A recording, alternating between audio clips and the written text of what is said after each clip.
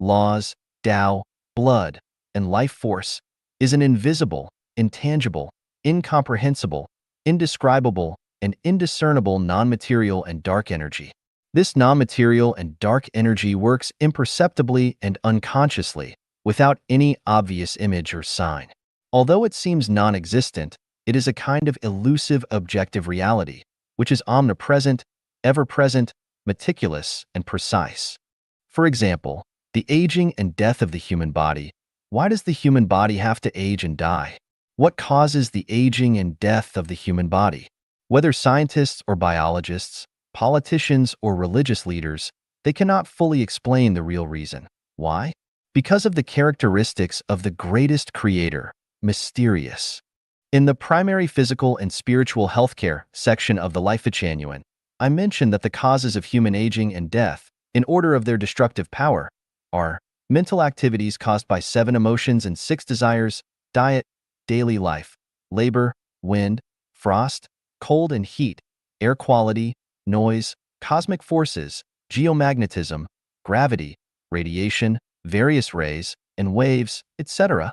Every time you get angry, every time you get excited, every emotional change, every moment of sorrow, every puff of a cigarette, every sip of alcohol, every inappropriate diet, every staying up late or insomnia, every excessive fatigue, every cold wave or heat wave, storm or frost, every breath of polluted air, every unpleasant sound heard, every activity of sunspots, every volcanic eruption and earthquake, every nuclear leakage or bomb explosion, every sandstorm that covers the sky, and so on, all contribute to the aging and death of the human body.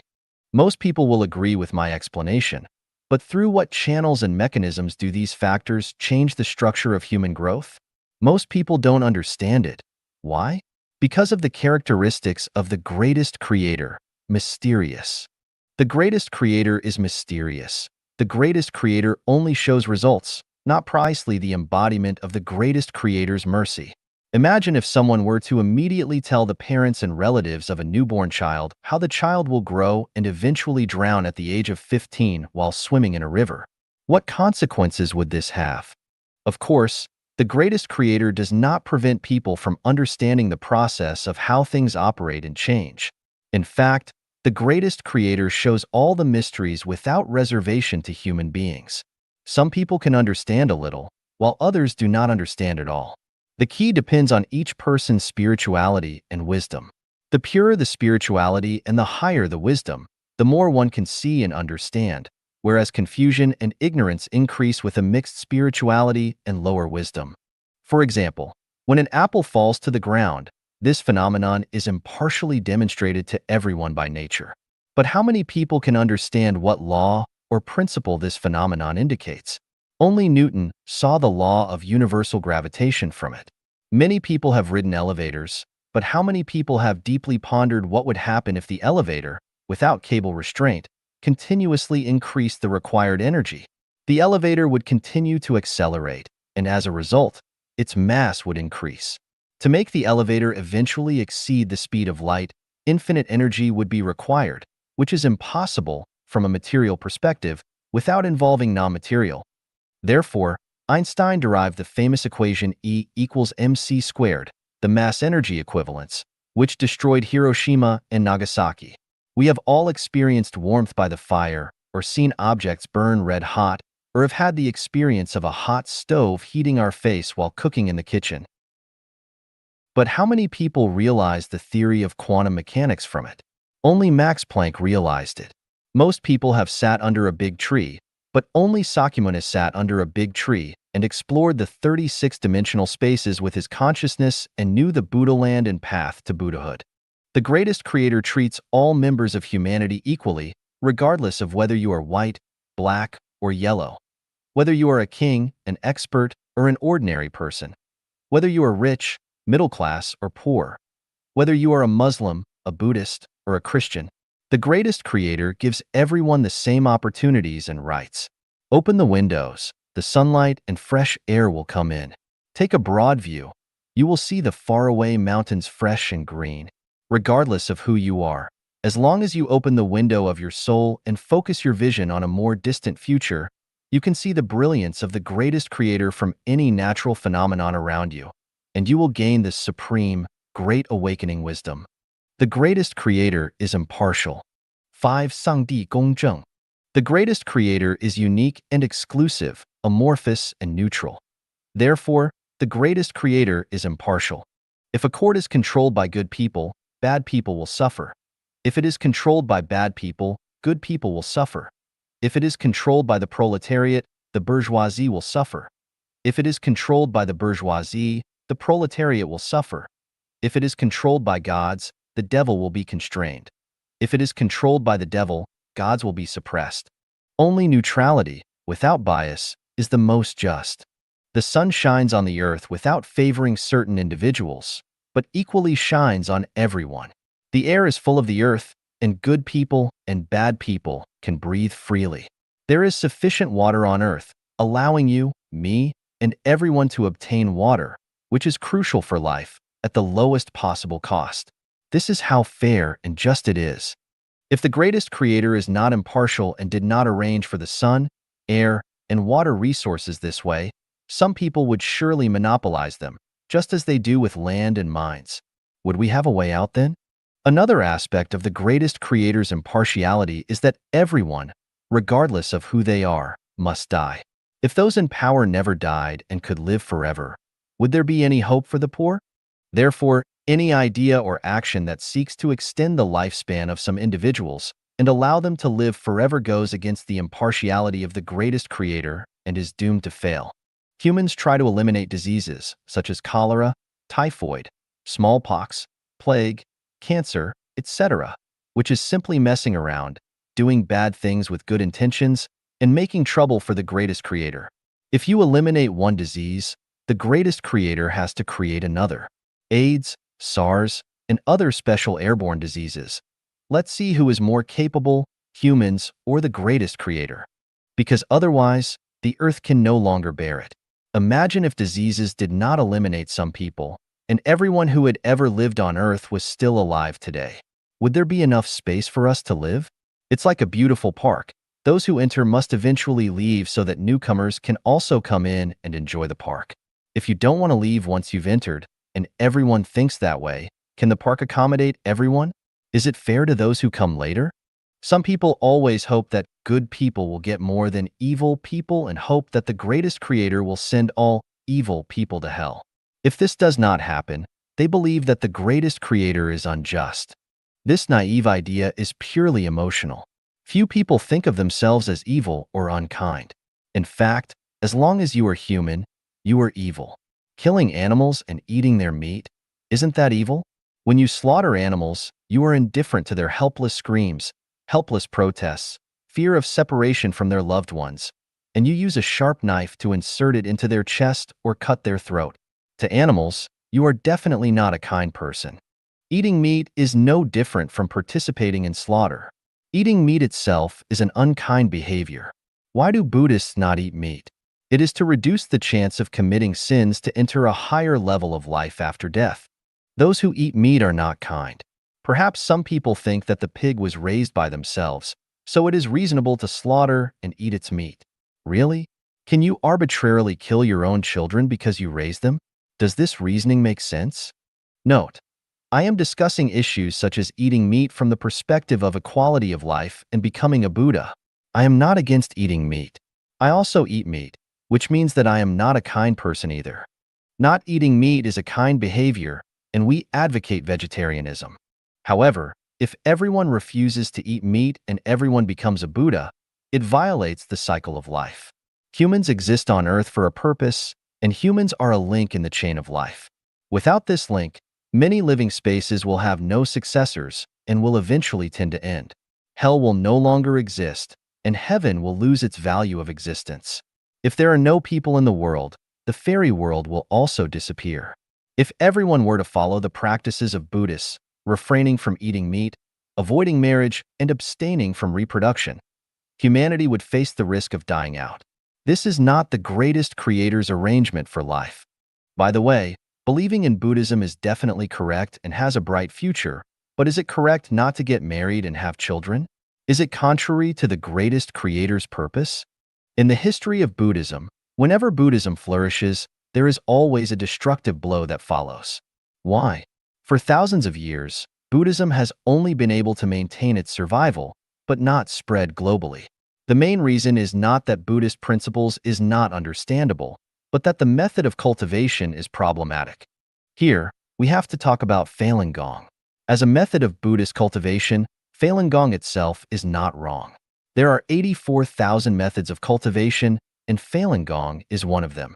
It is commendable that ordinary people like the method of Falun Gong as a way of Buddhist cultivation. This shows that the Chinese people are actively pursuing goodness and progress. Li Hongzhi's ability to stimulate the public's enthusiasm for Buddhism is immeasurable, and he and Zhang Hongbao can both be regarded as spiritual masters. The problem is that when the method of cultivation is confused with Buddhist teachings and Falun Gong is elevated to the status of Dafa, it violates Buddhist teachings. What is Buddhist teaching? Shakyamuni said in the Diamond Sutra, "What is called the Buddha Dharma is not the Buddha Dharma." He also said, "The Tathagata says that all dharmas are Buddha's dharmas." If someone says that the Tathagata has expounded dharmas, he is slandering the Buddha because he cannot understand my teaching. He also said, "Do not abide our minds to dharmas, but to actually abide nowhere." This clearly teaches us that to understand Buddhist teachings, we must first give up the Dharma. We cannot be attached to Dharma. The Dharma of no Dharma is the Buddhist teaching, and the Dharma with a Dharma is not the Buddhist teaching. Falun Gong is correct, but Dafa is wrong because it clings to the Dharma, and the Dharma is no longer the true Buddhist teaching. What is Dharma? The Dharma is the order or objective rules by which the greatest creator manages the universe and the effective operation of life. The formulas in physics, the molecular formulas in chemistry, the equations in mathematics, the structural formulas in biology, and the causal formulas in life science are all Dharma laws. All Dharma are Buddhist teachings, and all Dharma are designed and created by the greatest creator. Master Li Hongzhi said in his lecture at the Western U.S. Law Conference in Los Angeles on February 15, 2003, "Have I explained it clearly in human terms? The Dharma was created by me. All prehistoric life was created by the Dharma, and no one is an exception, and everyone is among them. Innumerable and countless great domes, innumerable and countless celestial spaces, each space has countless lives, all of which are created by this Dharma, and no life can comment on the Dharma. This is a bit too far-fetched. The Dharma itself was created by the greatest creator, and now Master Li says that he created the Dharma. Does that mean Li Hongzhi is the greatest creator? Is the greatest creator Li Hongzhi? There is only one greatest creator in the universe. Either it is the greatest creator or Li Hongzhi, one of them must be. If Li Hongzhi is the greatest creator, does he possess the 8 features of being unique and exclusive, amorphous, neutral, mysterious, impartial, merciful, supremely powerful, and intelligent? Humans cannot defeat the greatest creator. If Li Hongzhi is the greatest creator, can Falun Gong suffer such a calamity? If even the land where they live cannot sustain them, how can he see himself as the greatest creator? The greatest creator is amorphous and manages the entire universe. It is impossible for him to come to Earth as a human and struggle for survival. Li Hongzhi was born in this world and has a clear historical record spanning several decades. Can he be the greatest creator? The greatest creator has never had a direct conversation with humans, but how many words has Li Hongzhi spoken to humans? The greatest creator is mysterious and unfathomable, but everything about Li Hongzhi is clear and transparent. Can he be the greatest creator? The greatest creator knows everything, but does Li Hongzhi know everything? It's doubtful, especially considering his inability to answer questions posed by scientists. Even basic questions from high school physics, chemistry, mathematics, biology, and other fields may be beyond his knowledge. Therefore, can he be the greatest creator? Li Hongzhi is a spiritual master with unique insights into the universe and life. However, if he goes beyond a certain range, there will inevitably be a backlash. There are many hidden talents and reclusive masters among humans. Some people live in seclusion, appear to be ordinary citizens, but possess extraordinary talents and ambition. Some people are silent and seemingly foolish, but in reality have exceptional wisdom and insight. Some people appear to be mediocre and ignorant, but have a deep understanding of the laws of the universe and the true meaning of life. They are like the Tao, hidden and not revealed, but will help turn the tide and support the collapsing building in critical times.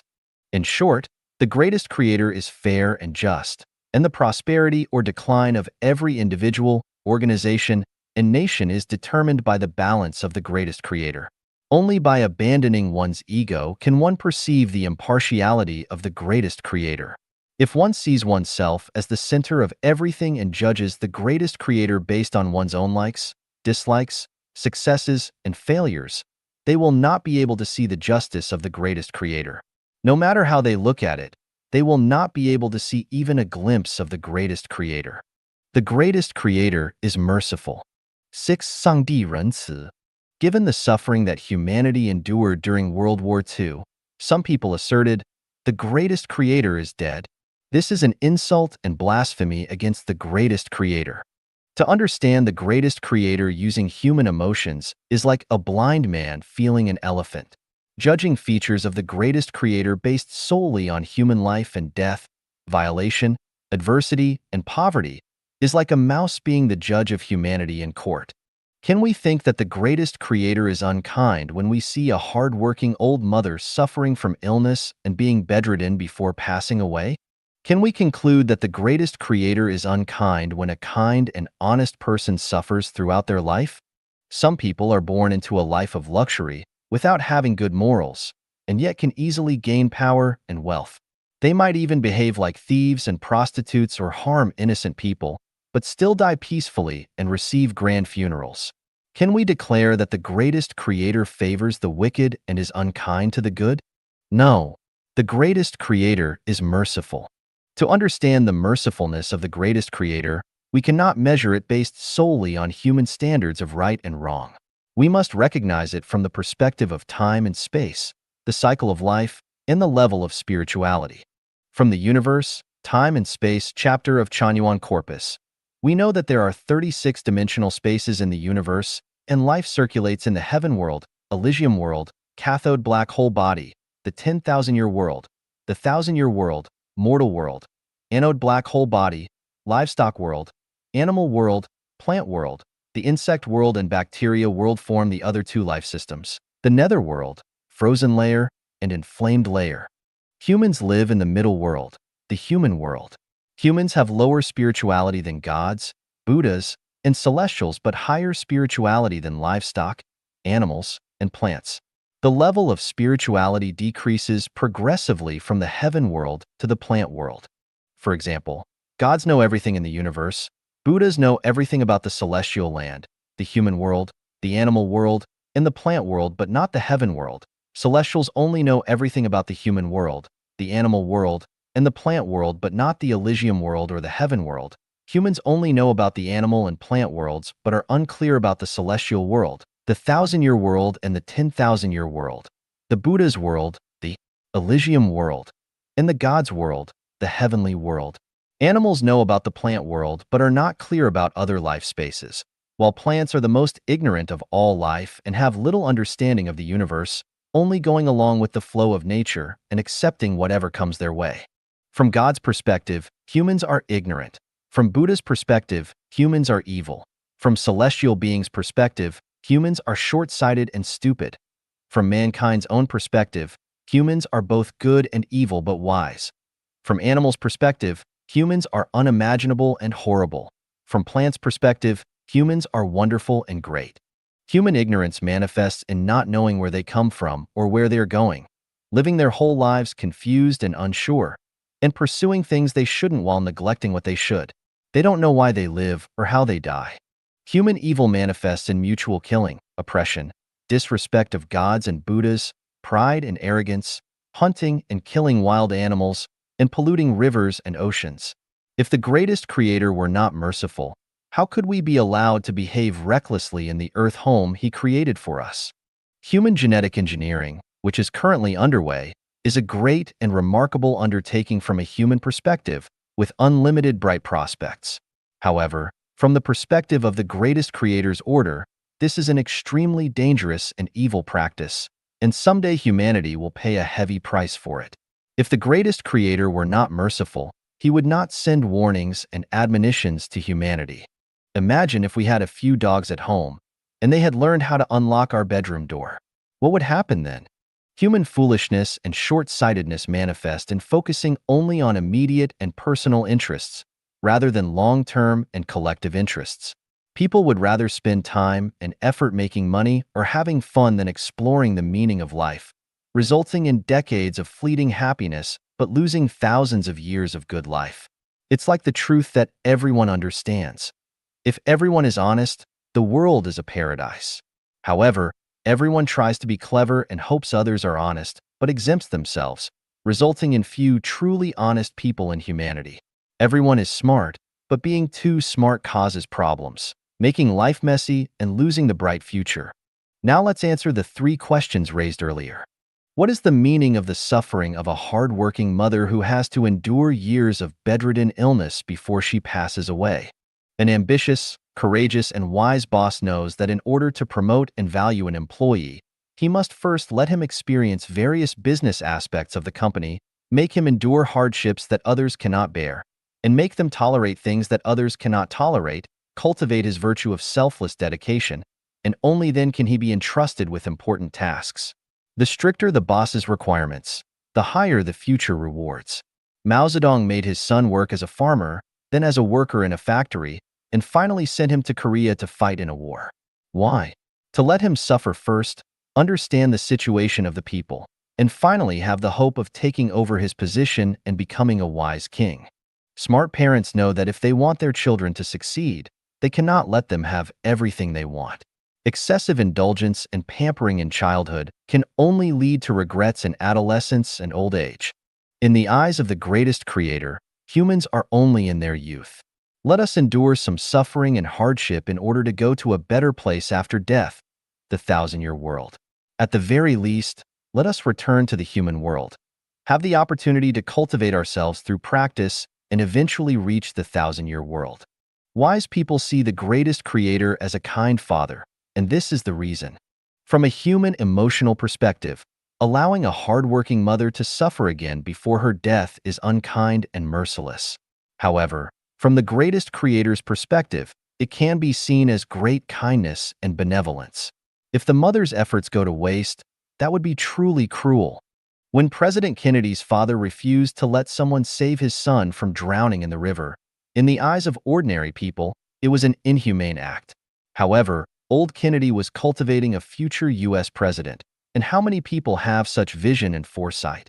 The meaning of making an honest and kind person suffer for a lifetime is not different from the above. The United States has many regulations in its immigration policy. You are only eligible to live in the United States if you meet these requirements.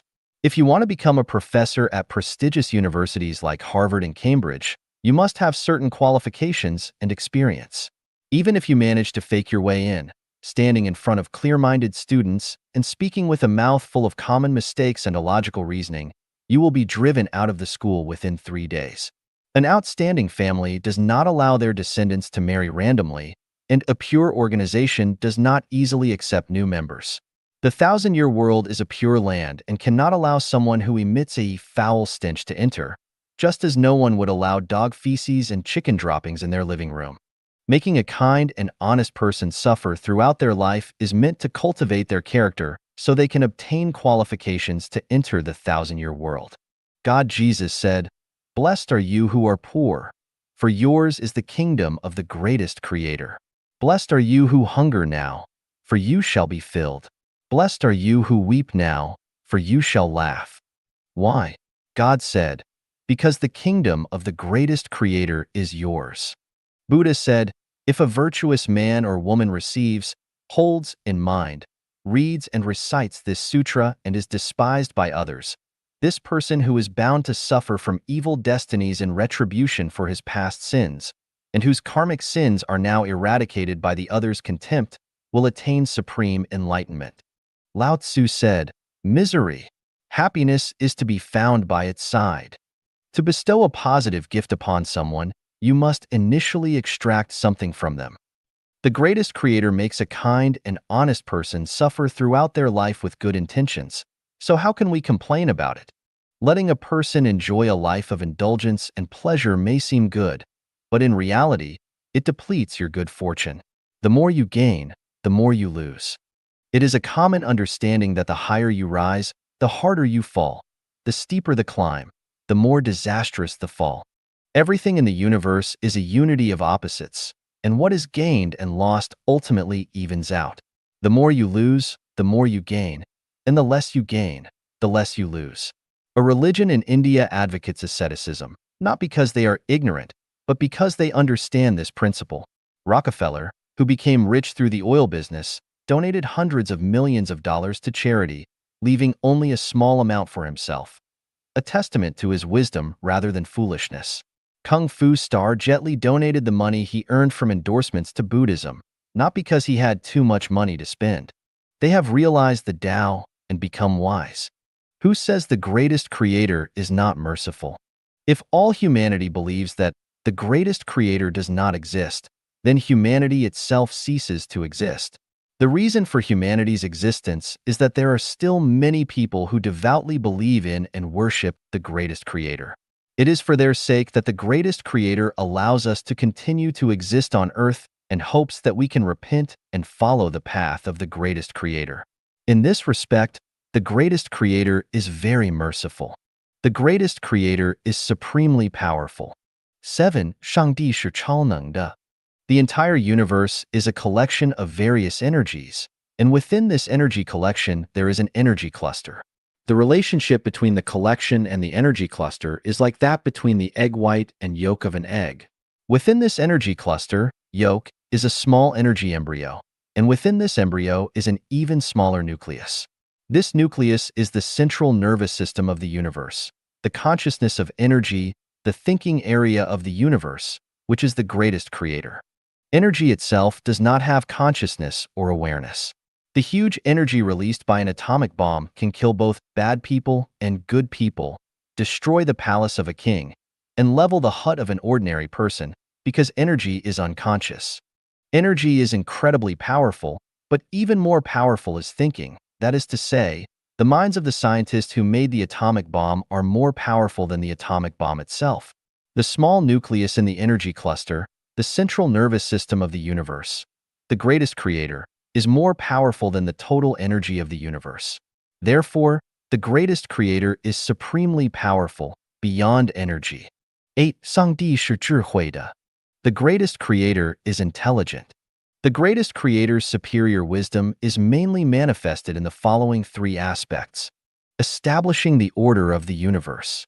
The order of the universe mainly reflects in 1. The orderly operation of macroscopic celestial bodies, such as spiral galaxies, elliptical galaxies, the Milky Way galaxy, star systems, and so on. 2. The order of the structure of microscopic matter, such as the orderly movement of molecules, atoms, electrons, protons, nucleons, mesons, hyperons, and quarks. 3. The order of the cycle of life, such as when a person's spirituality reaches a certain level, they can become an immortal or a Buddha. When their spirituality declines to a certain degree, they can become a dog, a pig, a tree, etc. If a person's spirituality does not rise or fall during their lifetime, they can continue to be reincarnated as a human. Similarly, according to the rise and fall of their spirituality, a cow can become a human or other animals, and a celestial can either become a Buddha or a human. Designing the structure of life. The structure of life mainly refers to various genetic codes.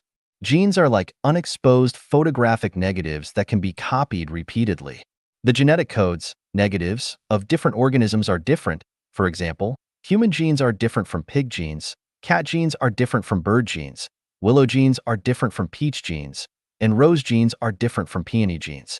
Generally speaking, genes have the characteristic of being compatible with the same type and repulsive to different types.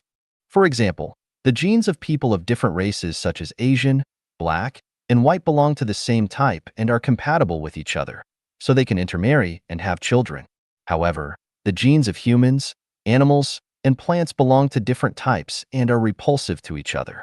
Therefore, humans, animals, and plants cannot mate and reproduce offspring.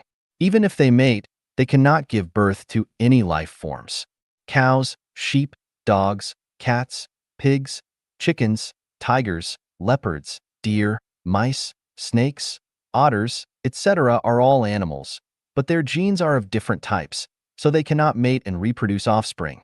However, a small number of life forms have similar genetic structures, such as humans and apes, horses and donkeys, wolves and dogs, chickens and peacocks, and apple trees and pear trees, which can be crossbred or grafted. However, the offspring are not in the same form as their parents, and they cannot reproduce. For example, the offspring of a human and an ape is a wild man, who is sterile. The offspring of a horse and a donkey is a mule, which is also sterile. The offspring of a wolf and a dog is a hybrid or coy dog, but the hybrid is also sterile. And the offspring of a chicken and a peacock is a phoenix, which is also sterile.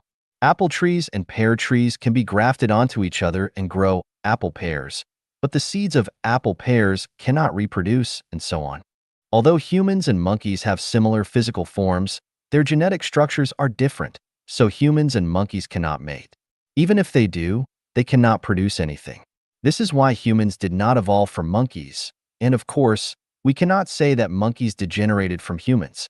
A fertilized egg that can only be seen under a microscope can eventually develop into a tangible life form with a head, feet, eyes, nose, hair, eyebrows, skin, nails, heart, and blood vessels. This is the result of the greatest creator's superior wisdom. Human hair can grow indefinitely, but eyebrows and eyelashes stop growing after reaching a certain length. Why? Because if they grow too long, they will affect the vision and hinder the activity of the organism. From fetus to adulthood, the development of life forms is strictly proportional, which is also the design of the greatest creator. Otherwise, if the left leg grows to 1 meter long and the right leg has not yet developed, the head has already formed, and the ears are still not visible, wouldn't it be a monster?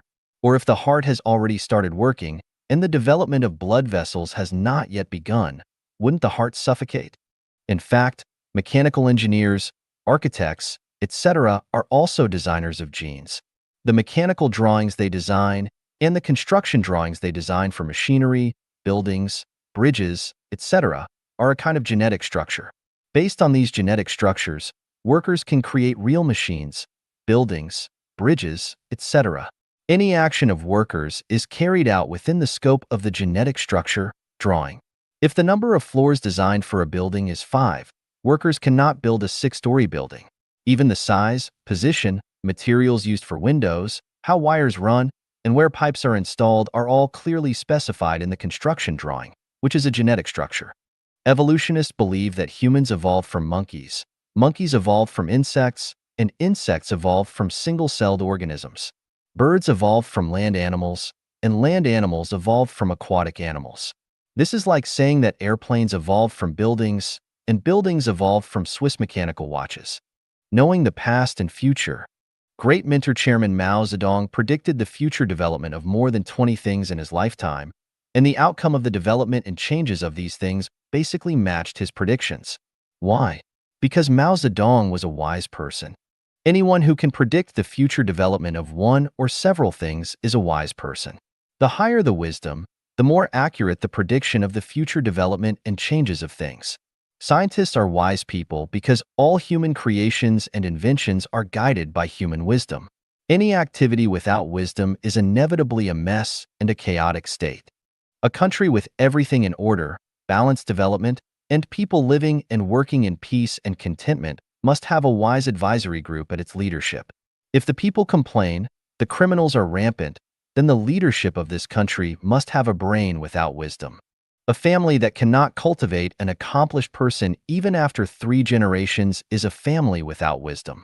A person who spends his whole life in poverty, unable to seize any opportunity, and with no distinction between the importance of his daily activities, is definitely a person without wisdom. Some people can see opportunities from the change of national leaders, the trend and direction of future development from every new policy introduced by the country, and adjust their activity goals accordingly. Such people are wise. Some people can see the essence of things from a phenomenon and know the time of qualitative change from the speed of quantitative change. Such people are highly wise. Zhuge Liang is such a person, and his memorial on sending out the troops and borrowing the east wind are clear evidence. Everything in the universe operates according to laws and regulations. Whether it's the movement of celestial bodies, the growth of life, the changes of time, or the variations of human society, nothing can escape the constraints of the laws. Those who understand the laws of motion and change of things can predict the future. Humanity can now predict the timing of solar and lunar eclipses hundreds of years in advance, determine the heavenly stems and earthly branches, as well as the 5 elements of a specific day tens of millions of years into the future. We can forecast changes in weather and fluctuations in temperature weeks ahead and understand that it takes 18 years for a newborn to grow into a young adult. Skilled doctors can roughly estimate the date of a patient's death based on their symptoms, and some people with special talents can calculate a person's lifespan, just like the Taoist who told Mao Zedong the numbers 99 and 8,341. Everything in the universe is related to cause and effect, is inevitable, and follows certain laws. All things have a set fate, a beginning and an end. Therefore, the more wisdom one has, the more one understands the mysteries of the universe. The greatest creator knows everything about the past and future of all things in the universe, while gods and demons know the operation and changes of the vast majority of things, and Buddhas know the past and future of human beings. Due to the limitation of genetic structure, humans can never reach the level of knowing everything. Just like the decimal places of pi, humans will never know where the decimal ends, whether it is infinite or finite, cyclic or non-cyclic. Although humans can never reach the level of wisdom of the greatest creator, they can reach the level of wisdom of gods and Buddhas. The problem is that when we reach the level of wisdom of gods and Buddhas, we cannot be human anymore, nor do we want to be human. Ordinary people seek to survive, but with the wisdom of gods and Buddhas, we no longer seek survival, but instead seek death. Life has become meaningless, and death becomes the only thing that matters. If we die well, we can go to the world of the 1,000-year world. If we die badly, we will suffer in the next life. The happiness and joy of human beings lie in ignorance and naivety. Once we have knowledge, suffering and trouble will follow, and the happiness and joy as humans will no longer evoke any enthusiasm, and we will realize that life is a tragedy, just like a person seeing a deer happily bouncing around, surrounded by wolves, worms, tigers, and leopards. The deer can only feel happy and joyful because of its ignorance.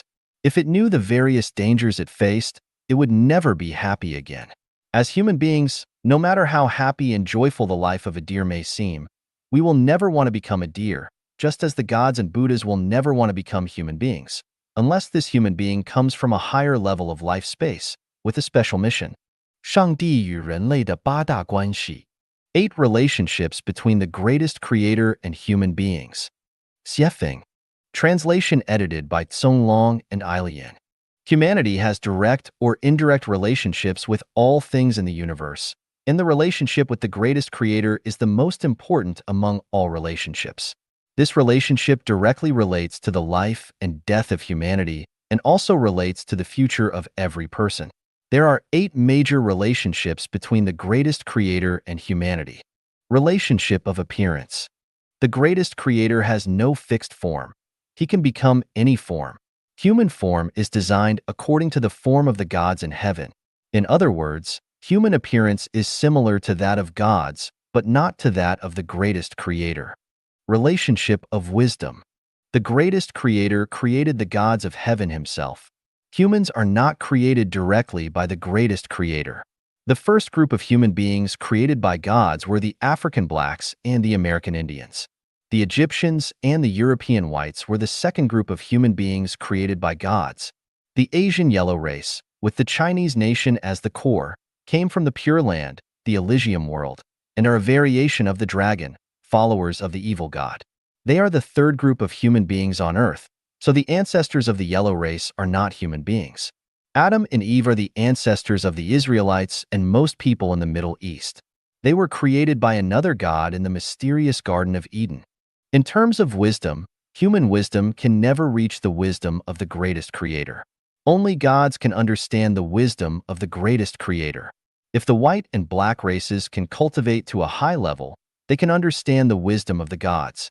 The yellow race itself carries the genes of celestials and Buddhas. If they can understand the truth and see their nature, they can have the wisdom of celestials and Buddhas. The Israelites and most people in the Middle East have both. Relationship of affiliation. Humanity does not directly belong to the management of the greatest creator. The gods of heaven are directly managed by the greatest creator. Humanity is managed by one god, but is always hindered and destroyed by another god. Since the gods are unified in opposition, the two types of gods are evenly matched, and neither can defeat the other. Therefore, human society can never achieve a perfect state and can never be peaceful. Human hearts are always seeking balance and support in the conflicting and contradictory forces of good and evil, beauty and ugliness, truth and falsehood. For example, one God created Adam and Eve, while another God immediately planted a so-called tree of wisdom in the Garden of Eden to lure them into eating from it. By eating the fruit from that tree, Adam and Eve's thought patterns were changed to be able to oppose the God who created them. The God who created them was aware of the other God's scheme and warned Adam and Eve not to eat from the tree, but ultimately, they couldn't resist the temptation and followed the other God's path. In anger, the God who created them expelled them from the Garden of Eden. The God who truly cares about humanity is referred to as the God of light, while the opposite is referred to as the God of darkness. Jesus represents the God of light, while Satan represents the God of darkness. The God of light cares about humanity's fate and destiny, seeking to lead people to pursue truth, goodness, and beauty, so they can achieve mental freedom and happiness, as well as physical freedom and pleasure. Buddha clearly understood the human situation in the competition between the gods of light and darkness and taught his disciples to give up worldly life and pursue transcendence, freeing themselves from the gods of light and darkness and reaching the Pure Land directly. On the surface, the God of darkness appears to be very concerned about humanity, but in essence, he is only interested in making people pursue material possessions, such as money, power, status, beauty, fame, success, and being superior to others. He does everything in his power to keep people preoccupied with immediate interests, leaving them little time for deep contemplation, ultimately preventing the God of Light's plan from being realized. Therefore, in essence, the God of darkness does not really care about humanity. He leads people astray from the true purpose of life. The cause and effect relationship. Although the greatest creator does not directly manage humanity, he is well aware of humanity's current state and future. He is also aware of the love-hate relationship between the gods of light and darkness. The God of light wants to bring perpetual light to the world, while the God of darkness wants to bring perpetual darkness. However, perpetual light and perpetual darkness will destroy the universe's unity of opposites, so it can only be half and half. The greatest creator's concern for humanity is expressed through the causal relationships he has set up, orders, and procedures. First, he has given humans a certain degree of free will, allowing them to freely choose between light and darkness. What the greatest creator gives us is exactly what we ask for, and our current situation is entirely what we deserve. The greatest creator has neither taken anything away from us nor added anything to us. We are walking on the path set by the greatest creator. For example, Adam and Eve had the choice to eat or not eat from the tree of the knowledge of good and evil. They could have chosen not to eat and continued to enjoy endless happiness in the Garden of Eden, or they could have eaten and been banished from the garden and had to survive by their own labor.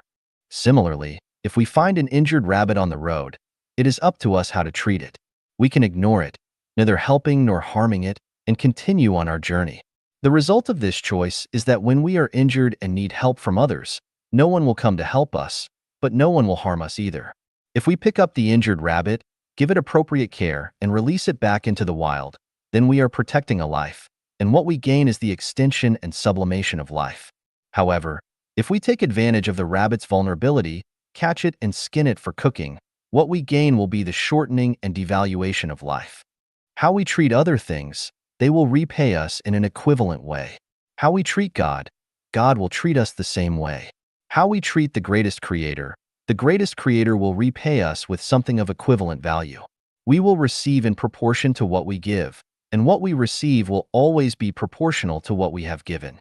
In general, what we long for will come to us. If we are determined to seek money, money will come to us. If we concentrate on seeking power, we will gain power. If we search for prostitutes, they will come to find us. If we obsess over ghosts, they will appear before us. If we seek Buddha, Buddha will come to guide us.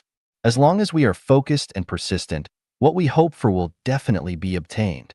Many people yearn for something but fail to achieve their expected goals. This is not due to any problems with the greatest creator's order or procedures, but rather because of our indecisiveness, wavering minds, lack of conviction, or impatience. For example, some people want to become writers but can't stand the loneliness and temporary poverty that come with it. They switch their goals constantly, wanting to start a company, become a government official, or study the function of horsetails. This leaves the greatest creator and the gods and demons unsure whether to help them become a writer or a business owner, and ultimately, they achieve neither. I remember a fable from my elementary school textbook called The Kitten Who Went Fishing. A kitten went fishing with an old cat, who sat quietly by the lake and caught many fish. The kitten, however, looked around and saw a dragonfly flying by, so he put down his fishing rod to catch the dragonfly. Then, he saw a butterfly and put down the rod again to catch it. He ended up busy all day but didn't catch any dragonflies, butterflies, or fish. This is not the greatest creator being unfair, but rather a lack of clarity on what one truly needs. Therefore, if you want to be a cheat, don't talk about conscience. If you want to be a robber, don't talk about kindness. If you seek Buddha, do not kill. If you want to transcend the mundane world and become a celestial, do not pursue worldly fame and fortune. If you want to accumulate wealth, you must value money over people. If you want to engage in politics, you cannot do so without buying people's hearts. If you want to do charity, don't seek personal gain. If you want to pursue academia, you must endure loneliness and solitude. If you want to secure personal gain, don't care about principles and relationships. If you want to flatter and please others, don't be afraid of being exposed, and you must have a thick skin. If you want to be a general, don't fear the bloodshed of soldiers. If you want to stay healthy, you must learn to take care of yourself. If you want to improve your life quality, you must practice self-cultivation. If you don't want to go to jail, stay away from crime.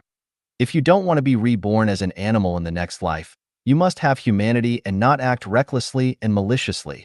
If you want to enter the 1,000-year world after death, you must acquire perfect humanity in your limited life stage. If you want to be born in the 10,000-year world, you must perceive, pursue, and attain the Tao. If you want to enter the Pure Land, you must quickly worship Buddha, perceive the nature of your mind, and transcend the realm of desires, forms, and formlessness.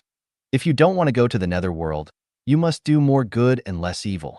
If you don't want to go to the frozen layer, don't deceive, swindle, or harm the innocent. If you don't want to go to the inflamed layer, don't kill without reason. As you sow, so shall you reap. If you plant sesame, you cannot expect to harvest watermelon. If you scatter grass seeds, you cannot expect to reap crops. Good begets good, evil begets evil. No deed goes unrewarded, but the timing may not be immediate. When the time comes, it will surely be repaid. If we do not receive retribution in this life, we will in the next. The greatest creator is fair and impartial and gives us corresponding results based on our own choices and actions. Our past is our present, and our present is our future. This is the cause and effect relationship between us and the greatest creator. Blood relationship. Although we are not directly created by the greatest creator, the source of life comes from the greatest creator. Without the greatest creator, there is nothing. Without the greatest creator, there would be no gods or demons, and without gods or demons, there would be no humanity. In other words, without the greatest creator, there would be no humanity. From a blood perspective, the greatest creator is the father of gods and demons. Gods are the fathers of humanity, and demons are the uncles of humanity. In other words, the greatest creator is the grandfather of humanity. Jesus called the greatest creator Heavenly Father, which is completely correct, because Jesus was created by the greatest creator. If we humans also call the greatest creator our Heavenly Father, we are putting ourselves on equal footing with Jesus as a God, which violates ethical relationships, because Jesus and other gods created us according to the greatest creator's requirements. Our Heavenly Father is not the greatest creator, but rather the gods.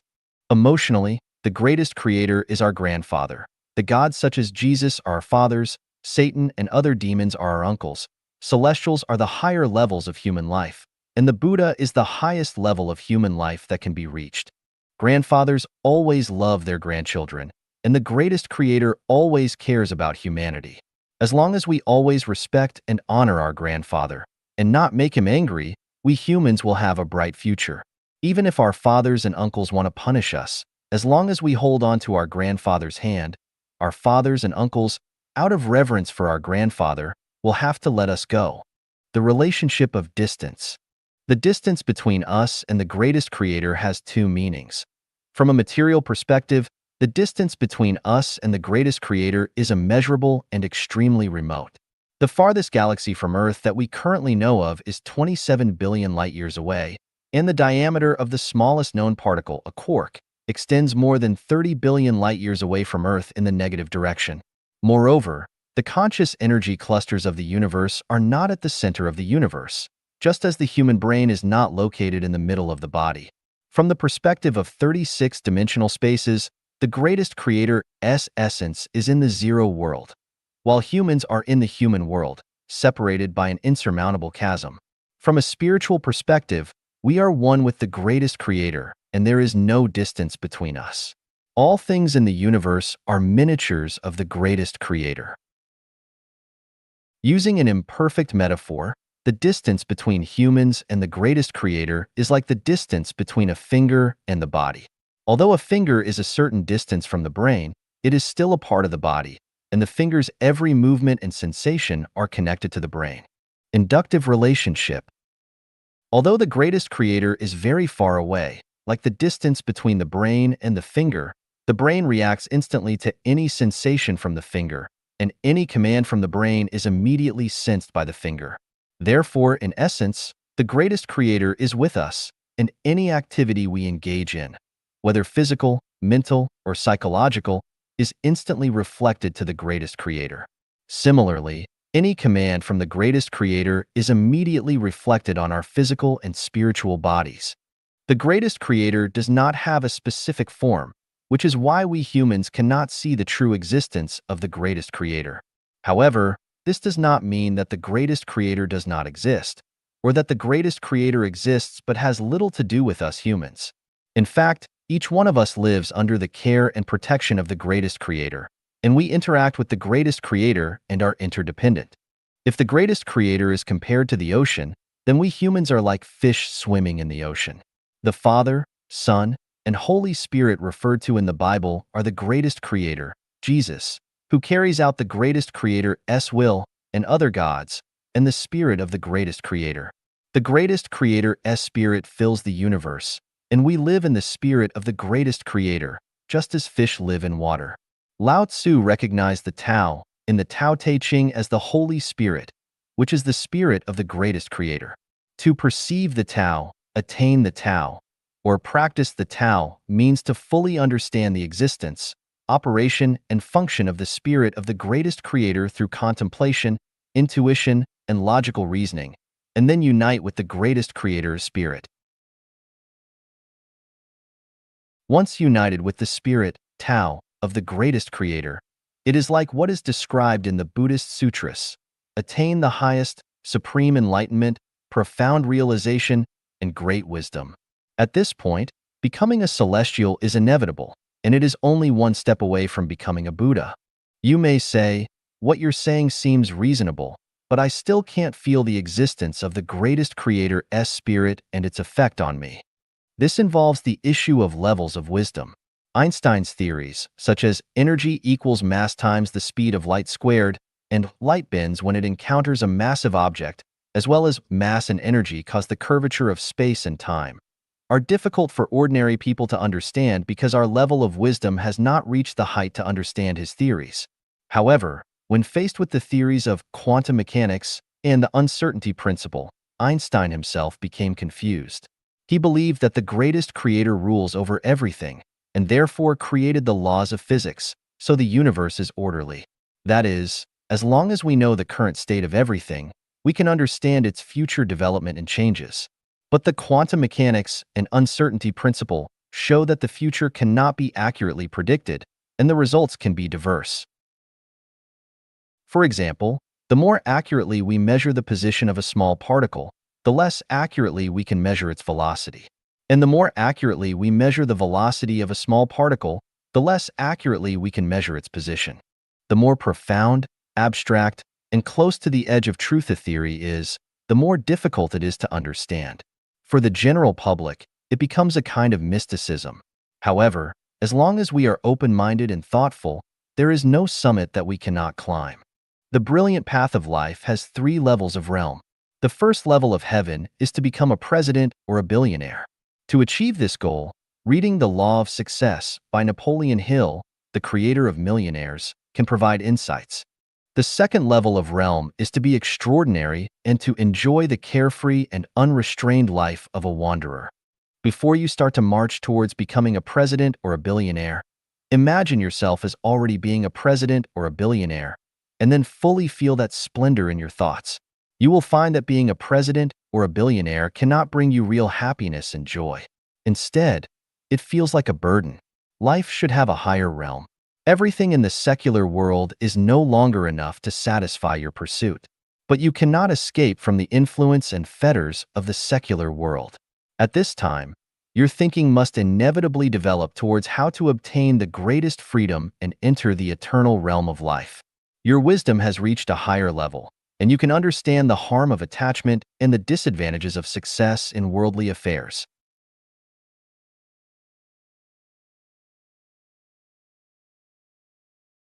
You can reach the realm of taking things as they are, associating with others by following naturally come-and-go relations, acting in accordance with our natures, and taking advantage of opportunities as they arise.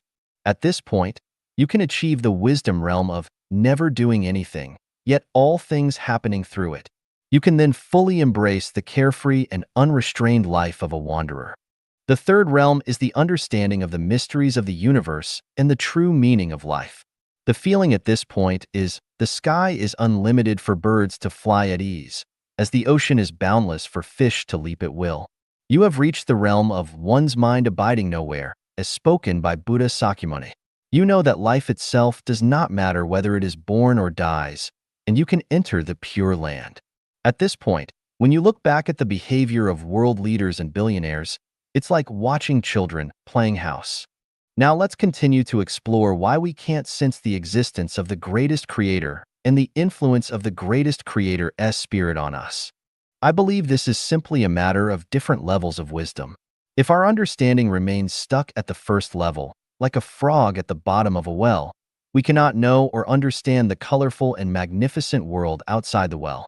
Even if other frogs tell us how variegated the outside world is, we still cannot believe it, and even think that other frogs are exaggerating things to scare people and be deliberately mystifying. If our understanding is limited to the second realm, like a frog in a pond, we cannot imagine the thousand waves and vast wonders of rivers, lakes, and oceans.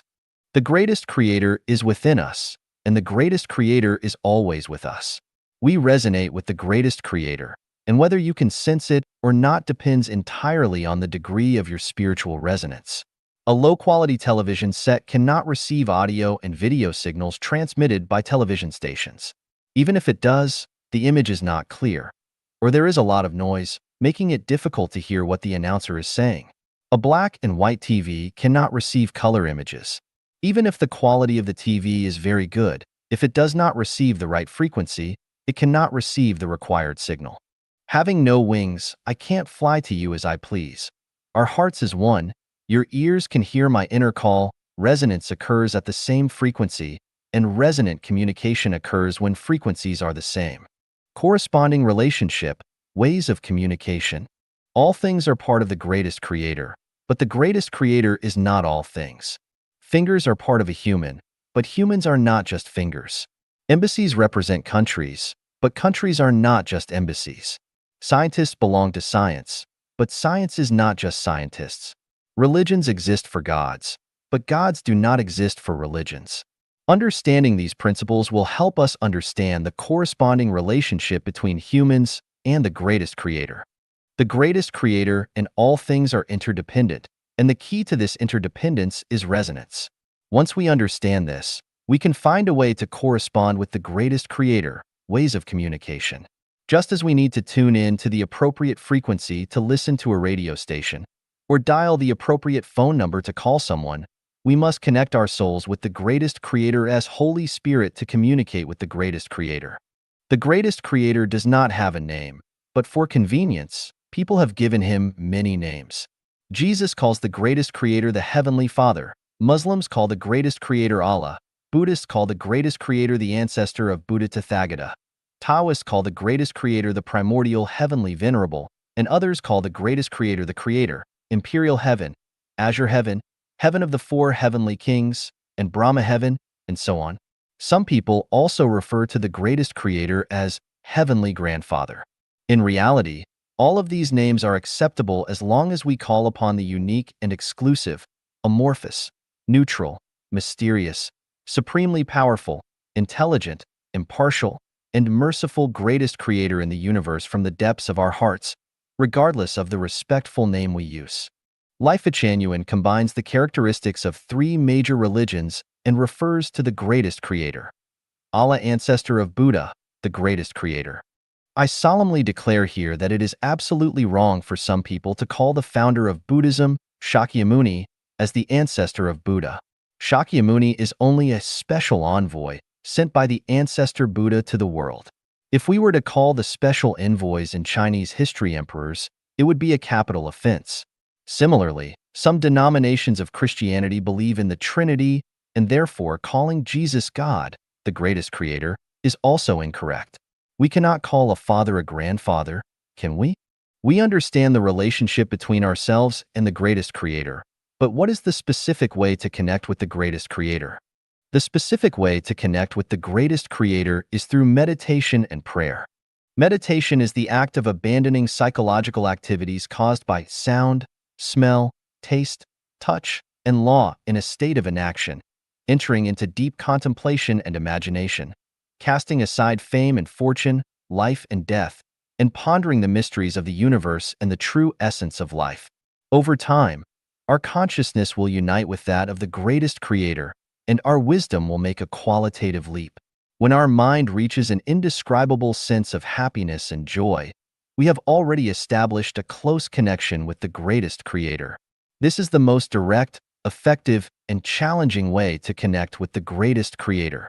The being free from mortal body during meditation method I mentioned in the physical and spiritual healthcare chapter is one form of meditation. The second way is through prayer. We must first understand that the purpose of human existence is to serve the greatest creator. The main purpose of our prayer is to please the greatest creator. In terms of how to pray, the way of prayer, and the content of prayer, Jesus Christ has already told us very clearly. We just need to follow the teachings of Jesus Christ. Generally speaking, prayer must come from a sincere heart and not be perfunctory or half-hearted. The content of prayer must first sincerely thank the greatest creator for his grace, kindness, and care, and then sing and praise the greatest creator's wisdom, superpower, and greatness. Next, we must declare that we are willing to act and live according to the greatest creator's will, not concerned about personal success or failure. Then, we must repent and confess our sins and mistakes in a thorough and honest way, in order to ask the greatest creator for forgiveness. Finally, we should ask the greatest creator to help us walk the right path and enter a higher realm of life in the afterlife.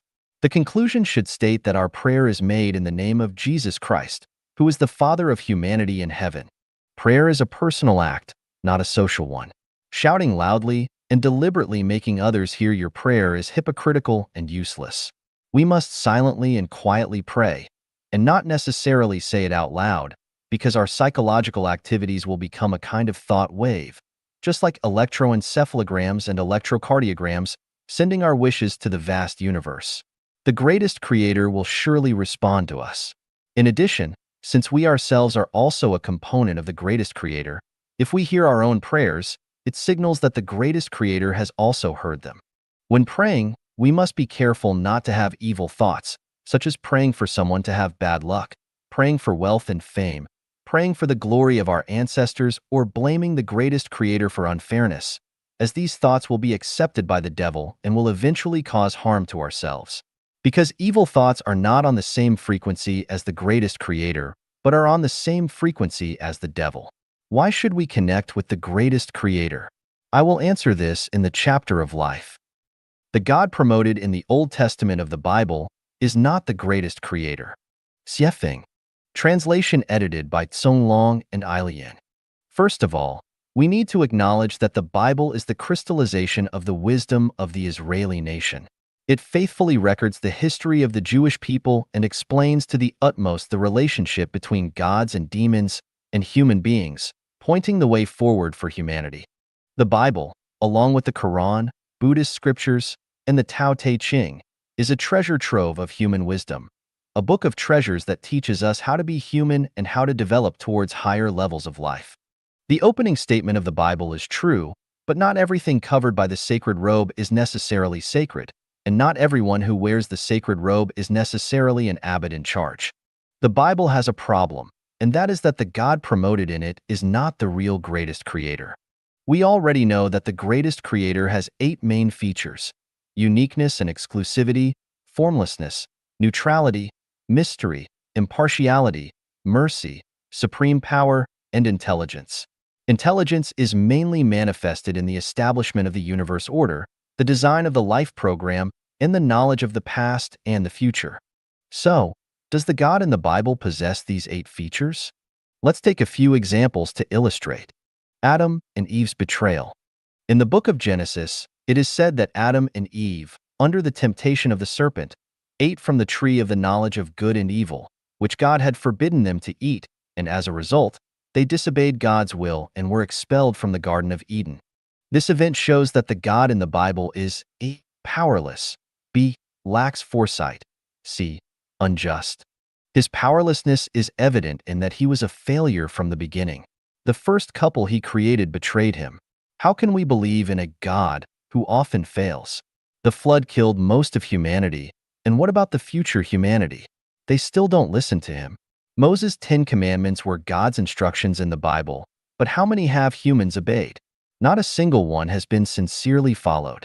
It seems that God in the Bible is helpless when it comes to humans. The only way is to threaten and threaten again. If you don't do this or that, you will be punished. It has been thousands of years, from the beginning to now, and humanity is still the same. Is there really no other way? Is there other force constraining this almighty God? If so, is God not the only one? Humanity has been going against you for thousands of years. What are you waiting for? The lack of foresight in the God of the Bible is shown in his ignorance of Adam and Eve's betrayal, and his lack of knowledge about the future development trend of the things he created. Can we rely on a God who cannot predict the past and the future? If the Earth were to fly out of the solar system and you didn't know, how could you save humanity? If you can't even manage humans, how can you manage gods and demons? How can you manage the vast universe? The unfairness of God in the Bible is manifested in his failure to distinguish right from wrong and a lack of reasoning. There are 3 reasons why Adam and Eve betrayed him. Firstly, the genetic structure of Adam and Eve, which he created, was flawed or imperfect. The things he created turned against him, causing him to become angry and frustrated. This is like an architect working hard to build a house, but the house collapses just as the project is completed and falls on his feet. Should he blame the house or blame himself? The second reason for the betrayal is the temptation and instigation of the snake. Adam and Eve were human beings, and the power behind the snake was Satan, the devil. Human energy and wisdom are unable to contend with evil, and yet God did not punish the devil, the culprit, but instead vented his anger on Adam and Eve, banishing them from the Garden of Eden. Is this fair? If a rapist rapes an 8-year-old girl, and instead of punishing the rapist, he blames the girl for having a weak resistance and for having developed a vagina, is this fair? The third and most important reason for the betrayal is the damned tree of knowledge of good and evil. Who planted it in the Garden of Eden? Why did they plant it? It's like putting poisonous candy on a child's dinner table. Is this not intentionally creating a situation where there is no silver in this place? On the one hand, constantly showing pornographic videos to young girls, and on the other hand, pretending to demand that they remain chaste. Is this the behavior of a moral person? Is it not the cunning and wicked person who planted the tree of knowledge in the Garden of Eden that led to Adam and Eve's betrayal? Furthermore, for a person who can create the universe, is banishing Adam and Eve from the Garden of Eden the only solution? Is there no other way? Is it fair to not even give a chance to correct a mistake made once? Is it fair to be guilty for a lifetime for one mistake? Jesus came to the world mainly to redeem sinners. According to the logic of the Bible, people have original sin, which comes from the ancestors of humanity, Adam and Eve, and their sin was caused by eating the fruit from the cursed tree of knowledge of good and evil. From the moment we were born, we have been burdened with the original sin inherited from Adam and Eve. This cross is too heavy to bear. The logical conclusion of this reasoning is, the son of a thief is always a thief. The son of a criminal is always a criminal. The children of landlords, rich peasants, counter-revolutionaries, bad elements, and rightists will always be labeled as the 5 black categories. The son of an emperor is always an emperor.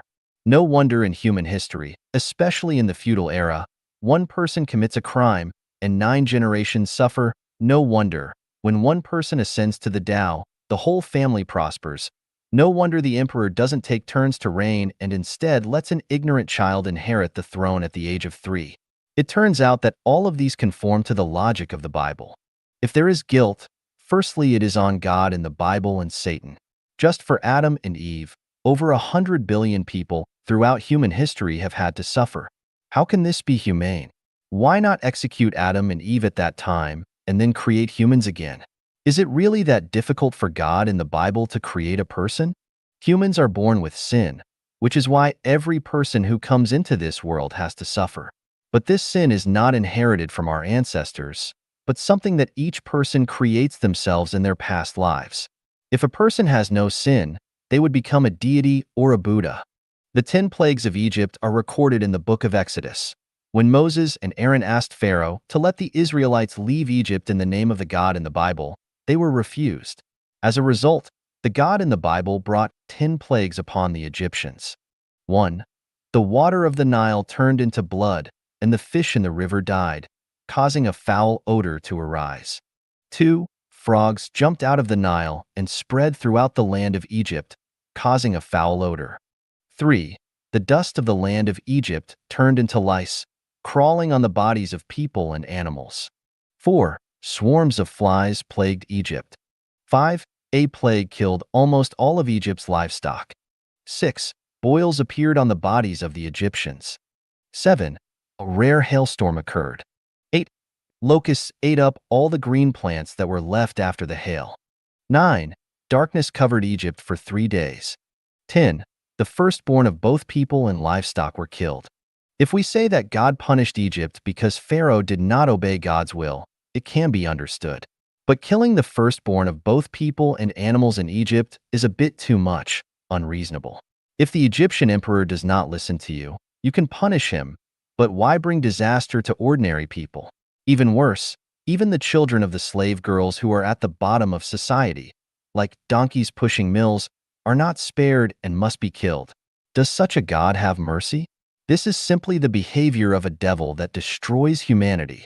What is even more hateful is that the main reason why Pharaoh did not allow the Israelites to leave Egypt is that the God in the Bible made Pharaoh's heart hardened. Before the 10 plagues occurred, the God in the Bible had already made preparations. Exodus 7 verse 3 records, "But I will harden Pharaoh's heart, and though I multiply my signs and wonders in Egypt." This means that the God in the Bible had set a trap for the Egyptians but was finding ways to punish them. Exodus 8 verse 19 says, "But when Pharaoh saw that there was a respite, he hardened his heart and hearkened not unto them, as the Lord had said." Exodus 9 verse 35 says, "And the heart of Pharaoh was hardened, neither would he let the children of Israel go, as the Lord had spoken by Moses." Exodus 10 verse 20 says, "But the Lord hardened Pharaoh's heart, so that he would not let the children of Israel go." Exodus 10 verse 27 says, But the Lord hardened Pharaoh's heart, and he would not let them go. Exodus 11 verse 10 says, "And Moses and Aaron did all these wonders before Pharaoh, and the Lord hardened Pharaoh's heart, so that he would not let the children of Israel go out of his land." It was the God in the Bible who allowed the Israelites to leave Egypt, but also the same God who made Pharaoh's heart hardened and caused many problems, not allowing the Israelites to leave Egypt easily. What is the God in the Bible doing? On the one hand, he encourages the people to rebel, while on the other hand, he informs the government authorities and encourages them to brutally suppress the rebellion. Isn't this person a schemer and a two-faced person? Is this what God looks like? The Israelites are God's chosen people. The Bible is divided into two parts, the Old Testament and the New Testament. The Old Testament refers to events before the birth of Jesus, and the New Testament refers to events after his birth. The term testament refers to a covenant, contract, or agreement. The entire Bible mainly deals with the covenant, contract, and agreement between God and the Israelites. This raises a paradox. There are probably more than 3,000 ethnic groups in the world. Why did God make a covenant only with the Israelites? Aren't other ethnic groups also God's people? If so, God cannot make a covenant only with the Israelites and ignore other ethnic groups. If not, where did other ethnic groups come from? Did Adam and Eve not serve as the ancestors of all humanity, only the ancestors of the Israelites? Were people of other ethnic groups created by the devil?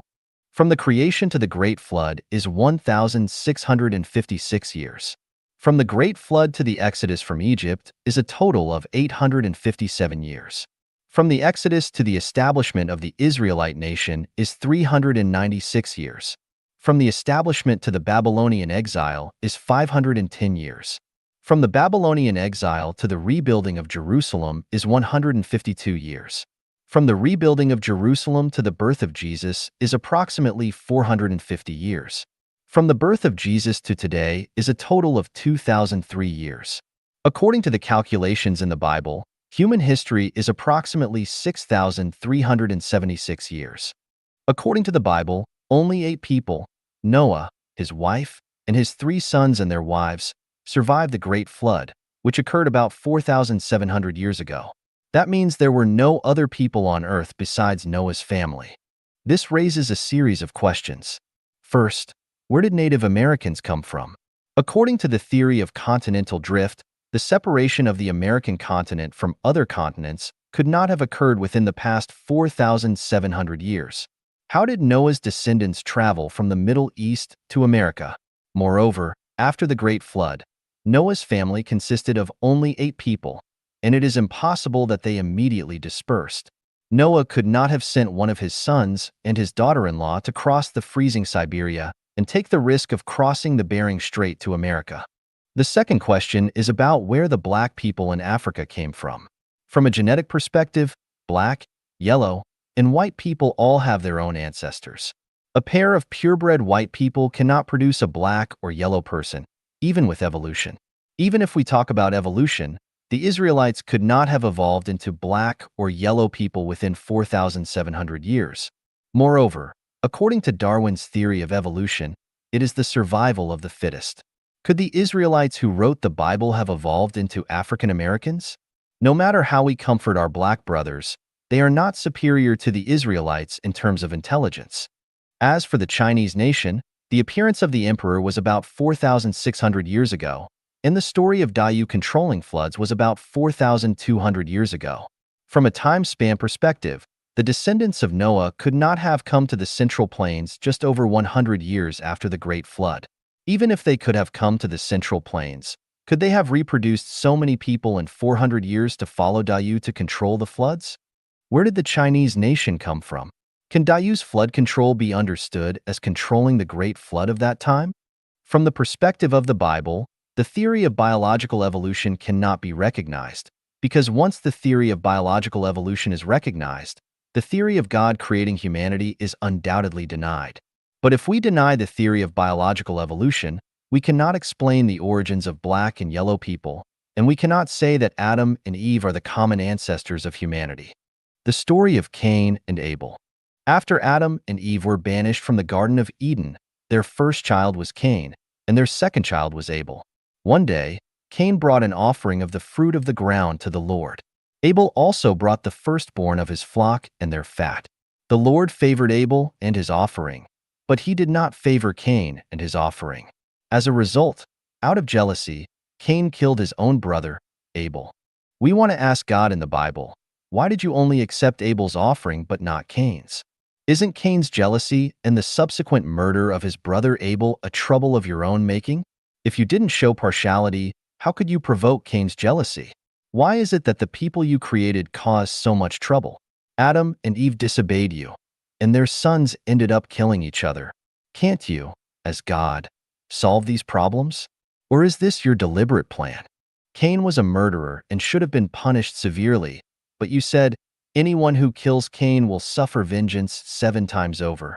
This is a non-standard morality. If you don't punish the criminal, that's one thing. But if someone else punishes the criminal, they should receive 7 times the punishment? Isn't this protecting the criminal? No wonder human history has been filled with bloodshed and crime for thousands of years. It turns out that God in the Bible is protecting criminals.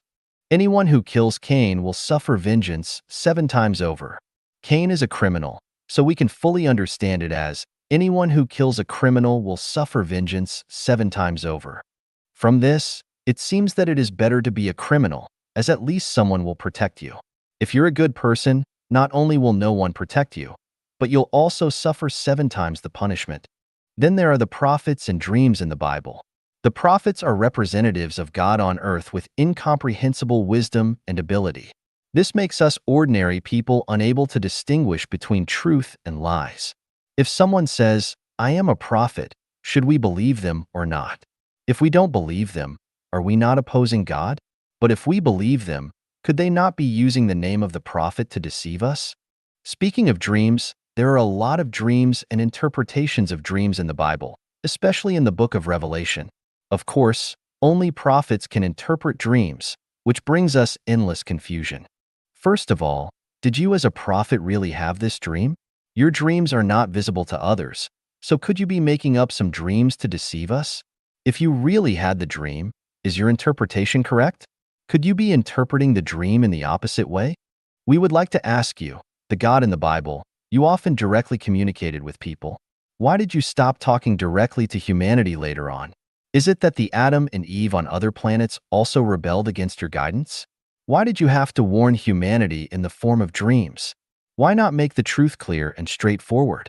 Don't you have the ability to do so? Do you not have the time? Do you have something to hide?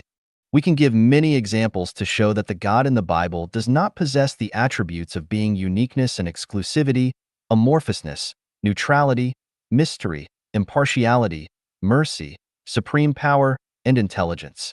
It can be said with certainty, the God in the Bible is not the real God. 翻译上帝的话语 Interpretation of the words of the greatest creator. Xiefeng. Translation edited by Tsong Long and Ailian. The greatest creator never directly speaks to humanity. The greatest creator's words are implicit in the laws of nature. To put it simply, the greatest creator's words are the Tao. Specifically, the greatest creator's words are the formulas of physics, the molecular formulas of chemistry, the equations of mathematics, the structural formulas of biology, and the causal formulas of life science. Therefore, those great physicists, chemists, mathematicians, outstanding doctors, and other professionals are the ones who can truly translate the greatest creator's words.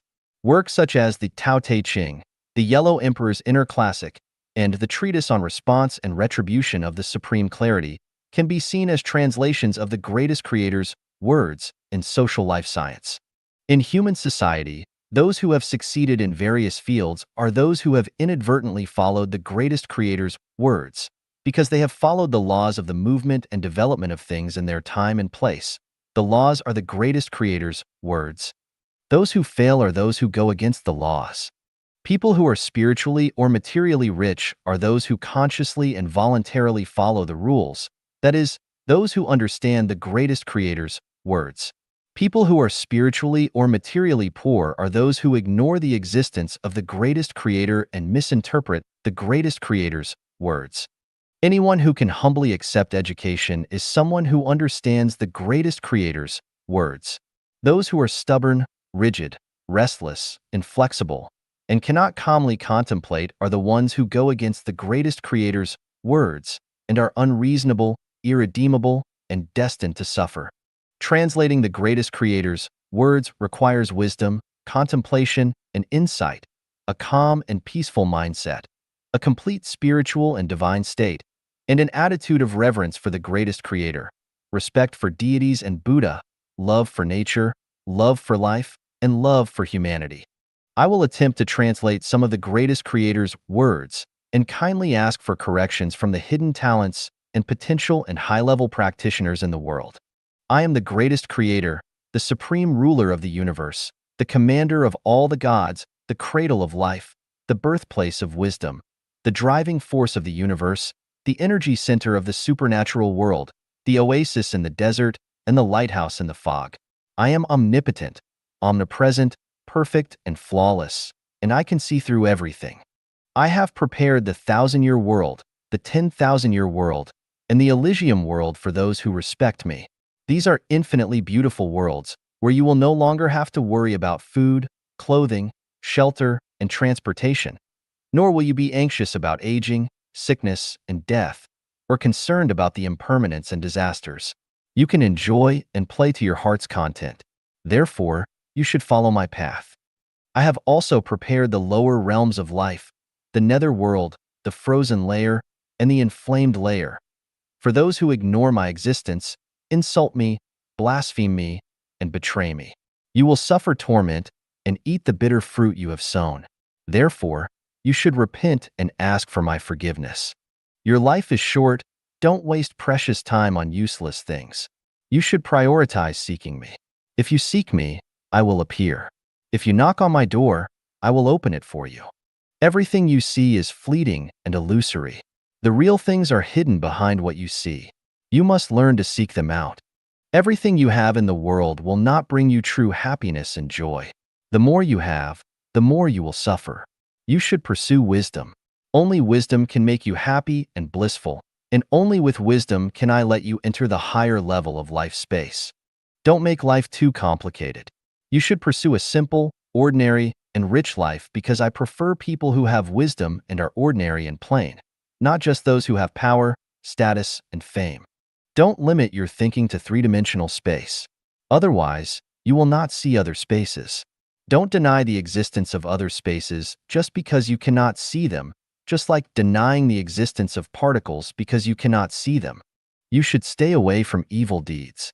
Those who steal, rob, deceive, extort, rape, kill, are greedy, and corrupt will never have a bright future. Don't have jealousy, slander, arrogance, conceit, resentment, or cunning in your heart. These things are like viral bacteria that will erode your spirituality. Do not compare yourselves to others. Be your own person, walk your own path, and do not chase after trends or fads. Do not lose your way. Humbly learn from those who are wise, listen to the teachings of the knowledgeable, and have the courage to acknowledge your own ignorance. You were born into this world to be human, so do not pursue extraordinary abilities or strive to become gods or Buddhas. Walk the path of being a good human being, and the quality of your next life will be determined by the merits you accumulate in this one.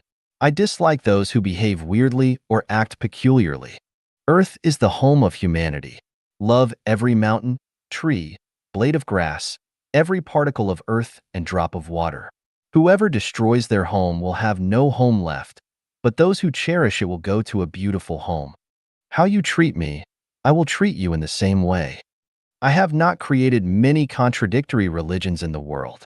I have only created laws and regulations for the universe and life. Religions are created by humans yourselves. Do not build temples or churches for me, for the entire universe is where I am. Do not sacrifice animals to me, for I am the greatest creator and I do not eat such things. You should revere me with your heart and not deceive me with superficial forms. You cannot deceive me. I detest those who appear devout on the surface but hold contempt for me in their hearts. You should respect the elderly because you will also grow old. You should care for the young because in my eyes, you are also young. If you do not care for the young, I will not care for you. Respect your teachers and humbly accept education. Otherwise, ignorance and foolishness will obscure your mind, leaving you groping in the darkness for lifetimes. Observe laws and respect your rulers. There are universal laws governing all things in the cosmos. You cannot act recklessly without consequences. The right to exist as human beings is given to all of you by me. Protect your rights as human beings and resist those who would deprive you of them. Stand tall and upright like humans, not groveling like dogs. Help yourselves, and I will help you. Abandon yourselves, and I will forsake you.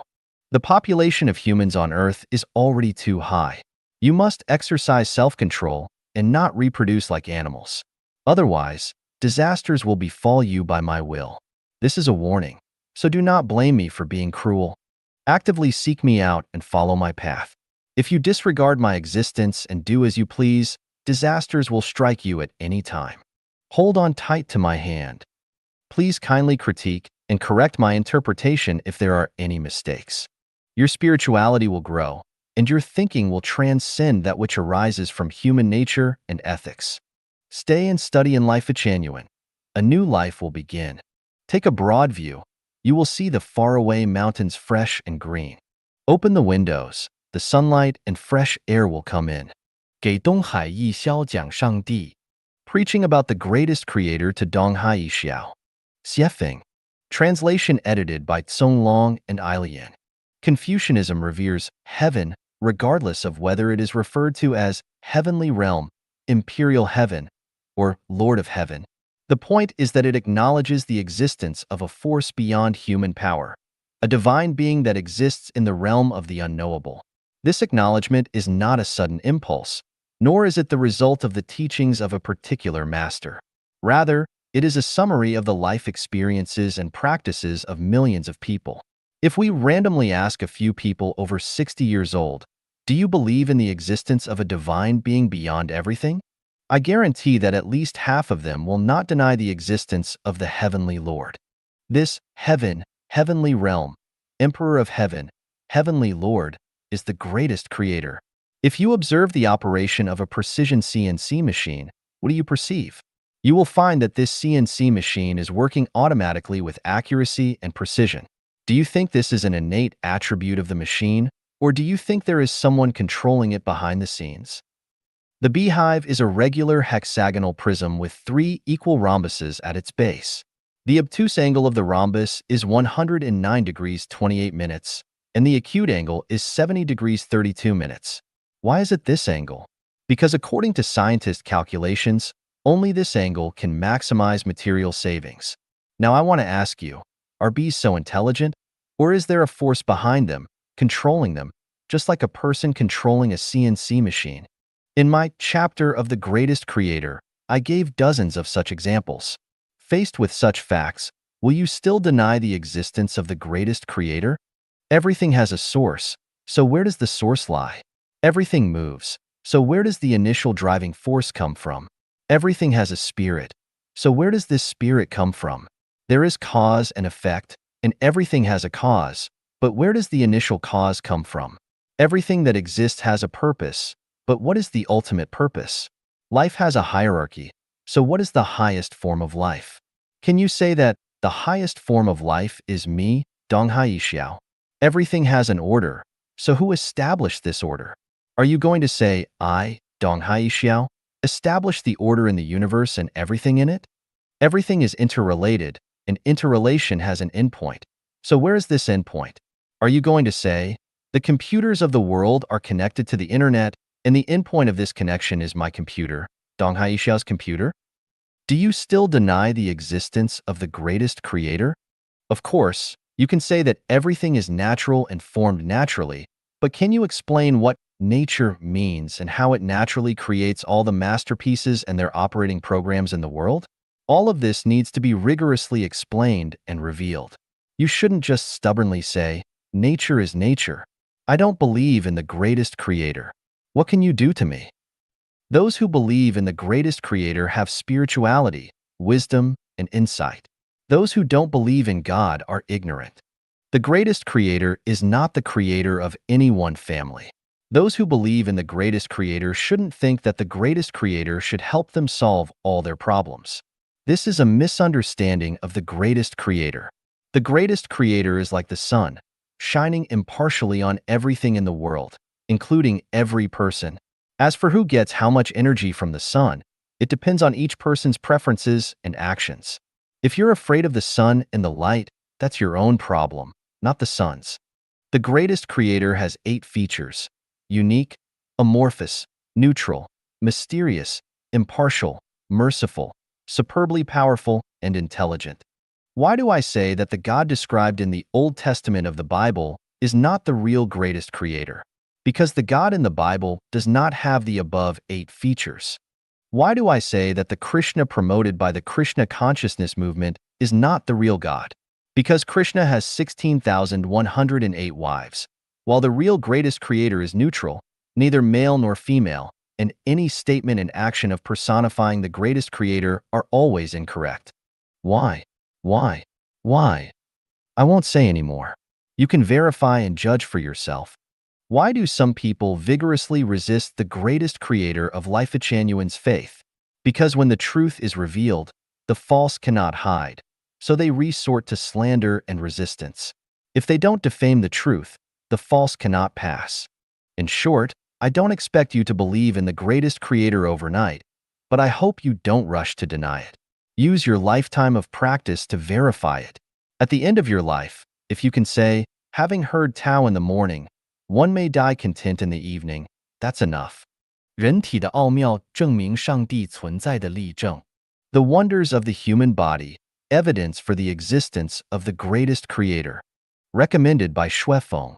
Despite the fact that current medical understanding of the human body is still quite limited, the existing knowledge alone is enough to leave us in awe of the intricacy of human anatomy and function.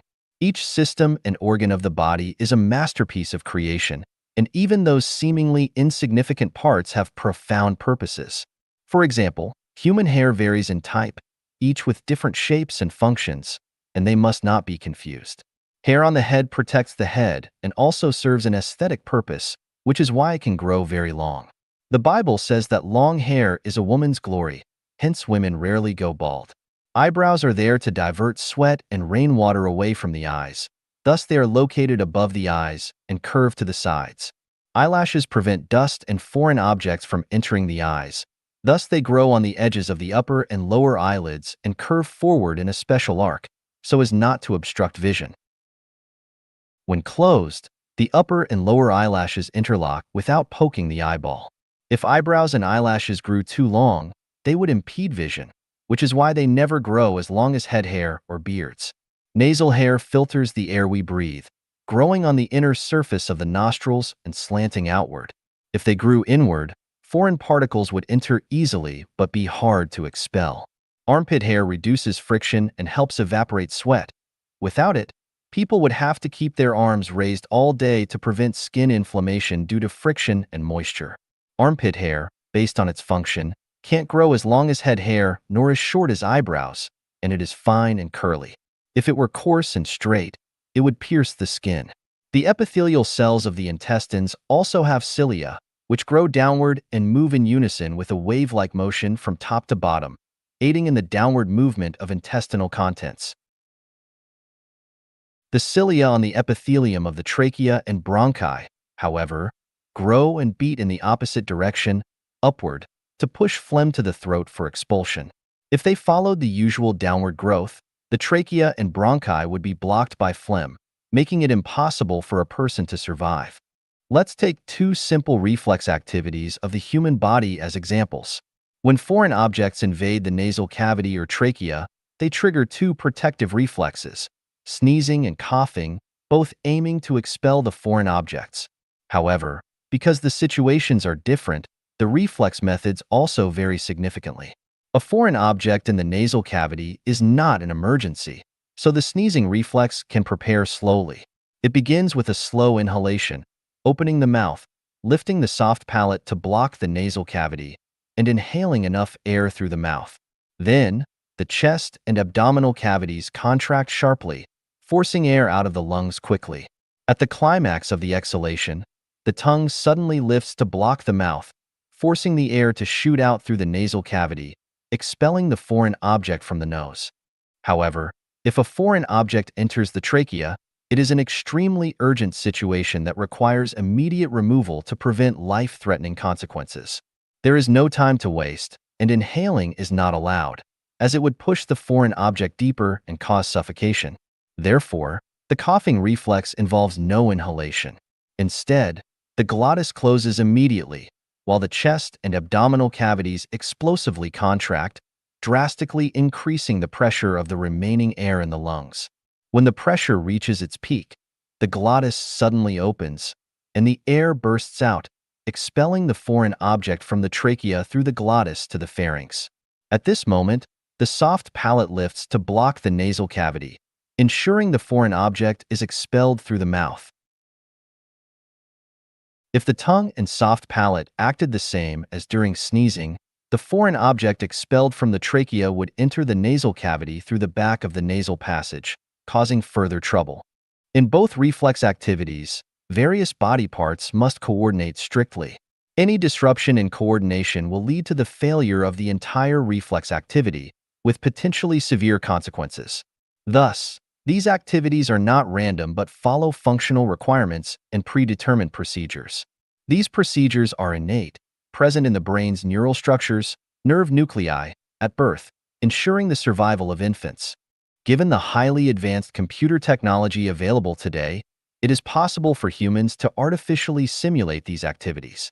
To achieve this, three conditions must be met. Devices that simulate the inhalation, exhalation, and sensory functions of the human mouth, nose, pharynx, trachea, and chest and abdominal cavities. Central control equipment that mimics the nervous system, computers, and input-output networks. These two components constitute the so-called hardware. However, hardware alone is not sufficient. Software is also necessary. It is a strictly designed program that controls the activities and sequences of various components, ensuring seamless coordination. All three elements are indispensable, as the entire reflex activity cannot be realized without any one of them. This software program is not a physical structure but an application of intelligence, a purely mental product. Without the application of intelligence, a program cannot be created. This raises a question. If the computer program is written and pre-stored by humans, who then writes and pre-stores the control programs in the human brain? Sneezing and coughing are merely the simplest examples. In reality, the human body performs countless automatic physiological, biochemical, and pathological control activities, most of which are far more intricate and complex than external reflexes like coughing. Some of these remain beyond human understanding to this day. So, where do these sophisticated and profound control programs come from? Let's take a look at the human sensory organs. Why do people have two ears? It turns out that a single ear cannot discern the direction of sound. With two ears positioned on either side of the head, the brain can determine the direction of the sound based on the slight difference in the time it takes for the sound to reach each ear. The outermost part of the auditory organ is the auricle, which funnels sound into the external auditory canal. The auricle contains a thin layer of cartilage that maintains its shape and provides good elasticity, preventing damage upon impact. Without cartilage, the auricle would just be two layers of soft skin hanging on either side of the head, serving no purpose. If it were made of thin, hard bone, it would break easily upon impact, and side sleeping would crush the auricle, leaving people's ears incomplete. The outer part of the external auditory canal has fine hairs to prevent dust and sand from entering, while the inner part secretes cerumen to deter insects. If a foreign object enters the external auditory canal, the reflex action triggered is not sneezing or coughing but shaking the head to dislodge the object.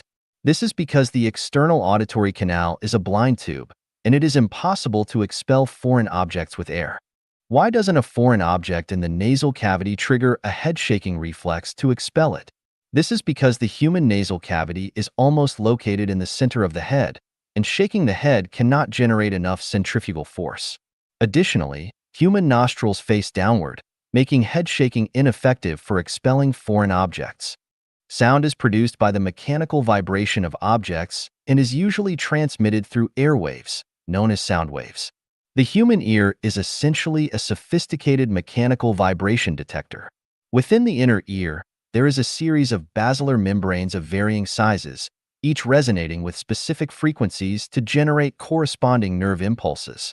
The brain identifies the intensity, pitch, and timbre of sounds based on these neural impulses. It is noteworthy that while the human body has many sensory organs, only the inner ear is situated within the densest and most robust bone, the petrous part of the temporal bone.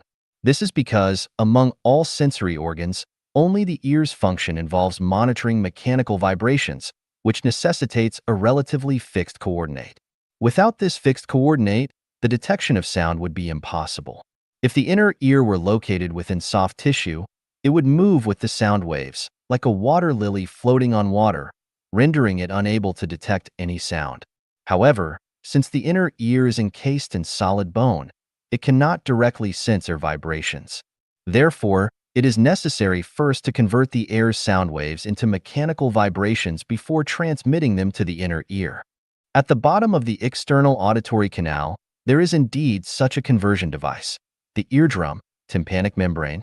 The eardrum has a relatively large surface area to receive sufficient air pressure, and its paper-thin texture allows it to vibrate freely with incoming sound waves. Additionally, it is quite resilient and capable of driving the transmission apparatus. The long handle of the malleus bone is attached to the inner side of the eardrum, and the tension created by the malleus handle maintains a slight inward curvature of the eardrum. This tension allows the eardrum to accurately convert incoming sound waves into mechanical vibrations, and it ensures that the vibratory characteristics of the eardrum are unaffected by external temperature changes. Once sound waves are converted back into mechanical vibrations, they must be transmitted to the inner ear through a rigid object. Among the various tissues in the human body, the most rigid is the skeleton. However, most bones are too cumbersome and are wrapped in thick, soft tissue, making them completely unsuitable for transmitting audio vibrations. However, within the tympanic cavity between the eardrum and the inner ear, there are three unique, ultraminiature bones. These bones are extremely light, measuring only a few millimeters, and are almost completely exposed to the air in the tympanic cavity. They are connected by ligaments to form an arc-shaped conduction chain, possessing excellent audio vibration characteristics. This chain can accurately transmit the vibrations of the eardrum to the inner ear. This transmission system can amplify weaker vibrations appropriately and buffer overly strong sound waves. All of these features represent a highly sophisticated design that fully meets the requirements of acoustic physics. The ingenuity of the auditory organs does not end here.